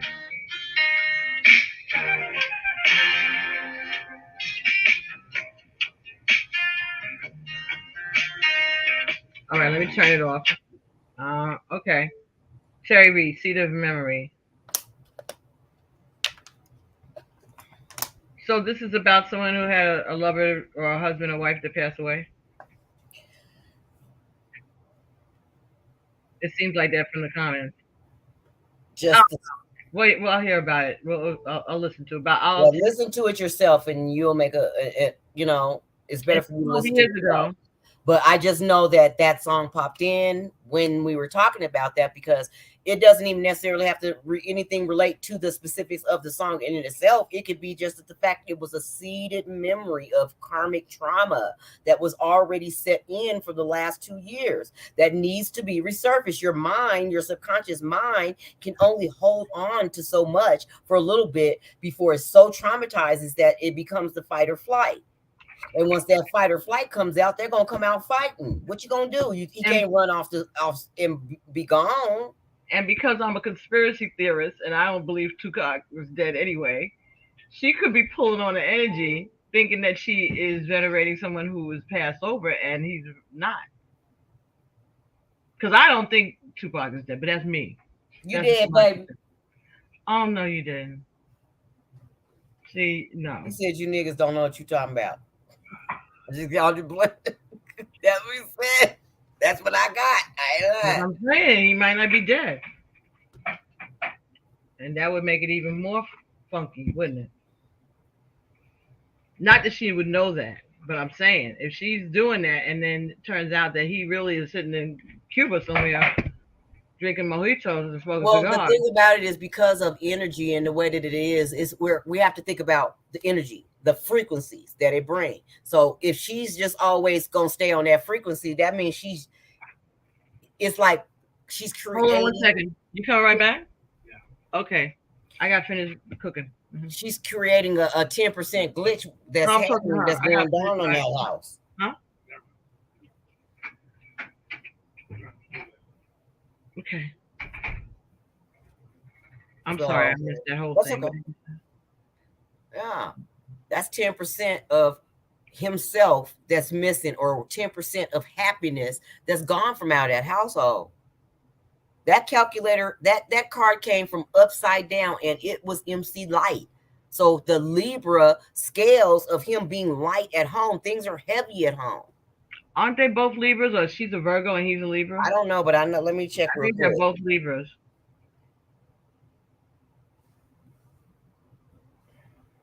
I didn't even look and see what Chris was.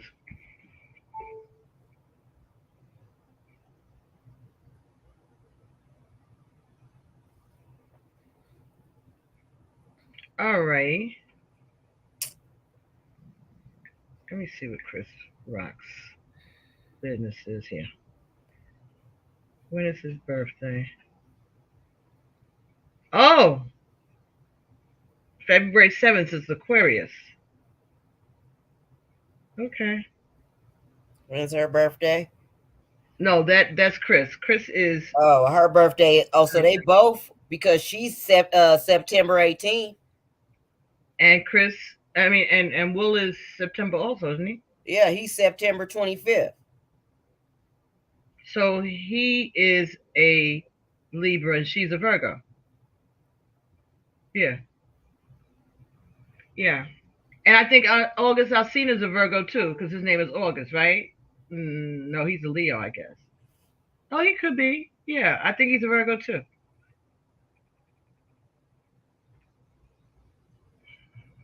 And they act up, and they the other side of Cancer. We know they acting up. Mm-hmm. But things are going to be worked so out. Because she a Virgo, and that, which means because the Virgo is the gut. Okay. So that means that because she wasn't able to tap into her own intuitiveness of feeling happy at some point, then that caused the rift in the marriage, and they started kind of going their own separate ways and all She was kinds looking of for reasons craziness. not to be happy. She was looking for reasons not to be happy. She kept bringing up things and trying new crazy shit with this man, and he just kept going along with it because he was whipped. Bottom line. And because he was doing things that was she was interacting with him that were things that were in relation to whatever it is that he liked. Of course, yes, that's what he's saying. But that's what. But then again, if they have a dominatrix, type of thing, she ain't got to do shit he like. She would be the more masculine energy than he would be. Yes, like, he's yes, just and that's it. He's an empath, and there's certain things that he or she may like that we may not even understand. Of course not. They're married. She knows how to get to him, like you were saying, women manipulate, but at the same time, he allowed it because he fell in love with the thing that he manifested. But then again, he was in a now. Was he divorced before he met her? I think so. I think he was fully single when he met her. But he fell for her, and he said that he wished that he wished that he was Tupac. That's how serious it is. Yes, sometimes he wishes that. That's how much it is. That's what I'm saying. She got to stop that. And I understand it because but Tupac is not her ancestor. Tupac has people. And it ain't even just that. Like, first of all, you got to let go of that old seated memory, because guess what? He didn't marry you. He didn't. I'm not saying he didn't care for you. He didn't love you. They were friends. They weren't even that. They weren't even that. They had a fully platonic. You were friends with this dude, and I get it. In love with him, and he didn't know it, I guess. And then he got killed, and she was traumatized. She was young too, remember? Yeah, very young. They need to be healed. That's old. She needs to be healed, and so she's taking that negative energy that goes along with Tupac and that whole scene, and she's embraced it, and it's coming out of her pores in her relationship with her husband. Well, alopecia is an illness. It's a condition that comes out through stress. Because of that, we don't know what's been going on at home. She's probably been going, like I said, with that old seated memory trauma, revisited type of thing. Yes, those have to come back. I mean, a mother, children went through some traumatic things and changes too. We have to think about those mother seated memories that she has to have to deal with versus her caring about her children's rearing versus her husband going out and doing whatever it is that he was doing during that particular time. But they have given each other permission to do this. Both of the parents working, but they made those choices. They made a choice to have an open marriage, right? They made a choice to let their son bring his friend there and stay because his friend was going through whatever. They could have said no, right? But they opened their hearts. They will open their homes, right? All I'm saying is that there's a energy that she just needs to release it. And it's gonna be hard for her because she worships Tupac. But that's not fair to her husband. It's bad enough with the August Alsina thing getting out. But this thing every year, twice a year, that's annoying. Yeah. Tupac, you let her help her to go, you know what I'm saying? Touch her mind and tell her to go and let that go. Be free. Love her. Compassion. Self-love for herself so that they cannot make a mockery of themselves on the world stage. Maybe Tupac created this situation himself so that she could stop fucking. She let him rest in peace. Leave me alone. Could be. He stood up for your honor. Shoot. That's that energy. No matter how it looked like, there it is. And she probably just said to him, Tupac would have stepped to so and so. Other things that have happened. Somebody already said that already. Yeah, she was probably digging. I said, messing with somebody, keep throwing darts at them, tempting them, and and teasing them and challenging them to stand up for themselves. You don't do that to a man. Anyway, doll, I gotta get, my son is hungry, and I've been cooking this soup. I'm trying to make this thing called ground nut soup, peanut soup, really, right? I learned how to make it years ago, but I haven't done it since. And instead of me looking for a recipe, I decided to do it from my head. And I need to get in that kitchen, and it has salt, beef in it, and onions, and I'm gonna use peanut butter. So I need, hey. Yeah, she's down there going. Yeah, she wanted to say hi. She heard my voice. So we gotta get out of here. And I don't know how long. We've been on there for a long time. Over 3 hours and 5 minutes. Come on, 22 when I said that. Anyway, thank you all for watching us. I hope we didn't keep y'all too long. I'm sure we did, and we know we did. But it was fun, I think. Was it fun? Yes, and yes, we're gonna unless they come up, because I haven't been doing readings on a regular. So they obviously they wanted me to bring this. That hip hop was, yeah, because you said that you had gotten it, and it was like, hey, I got that a couple of weeks back, well, a couple of months back as a present from one of my friends. I've had this for a couple of weeks, and I had it in the sun, doing it. And then this morning I said, the goddesses wanted to speak. The celebrity goddesses wanted to come out and speak on her behalf too. Yeah. Well, maybe for healing, like I said, maybe someone else. It is like, because everybody's wearing green. Like I said, it's about the green right and now. Green is about love and so being about comfortable. That peacefulness, the healing, compassion. But we also got a lot of deceitfulness and envious and jealousy going on too. So we need to recognize that's why we have to balance and alchemy, right? We have to balance it. Like, create that balance. They got to create a balance with each other. Yeah, they do.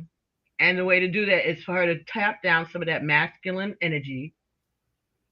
All right. Yes. And not be manipulative. Yes, because I surely was. I just used, like I said, somebody triggered me earlier on one of the on one of the actual posts for the news. And I was just like, hey, that's not important. What is important is that they enacted that Emmett Till. That wasn't important to me, or what they were talking about. It was something else. It was something mediocre that they were talking about. It wasn't this, though. Right. But the thing is that everybody has a different level of importance, and what's important to you may not be important to someone else. Basically, is what we talked about, because Tupac is not as important to Will as he is to Jada at all. But he has become a third party in their relationship, and he's a dead man. You gotta let the dead people go. Listen. Seed of this whole awakening thing brought up all of these things in us, and that's what we have to finish healing this now. This is a new year now. So let's start healing it. It can be done. And he loves her. But we don't want him destroying himself because of this. Right, with this self-sabotaging energy. Send him love and compassion. Both Growth. of them. Growth. And the children, because I'm sure they're embarrassed. But they have to go through their own lessons. Right, they got their own lessons. If parents straighten up, they'll straighten up too, because there's just the four of them. You know what I'm saying? That's a small family unit and her mother. Man, but, this has been up down. My energy is like, I can't wait to get over this. Yes. But anyway, well, you took it that way, and I took it with the compassion part. Again, that's your energy and my energy. So hopefully together, this energy. Even and I'm wearing red in the Mars with the root chakra. And here I'm wearing the green. Devil, the warrior. Right, you're ready to fight. Right, you're like, fuck them. They ain't no business acting up. Right, that's your attitude. And mine is, yes, but let's see what's at the bottom of it. That's the difference in the two. Yeah, he was using the F-bomb. You said it. He put that energy out there. I wouldn't use that F-bomb like that. Anyway. All right, my dear. Let me get going. I thank you for having me on the show. Thank you for joining me for this thing. So now I know how to work it, right? And we did this. And I'll post it and see what happens, right? And we'll be talking soon. Let me go get this soup done. Thank you. I'll talk to you later, darling. Peace. Thank you, everybody, for stopping by. Bye-bye. Okay. Stop. Exit full screen. End the broadcast. There we go.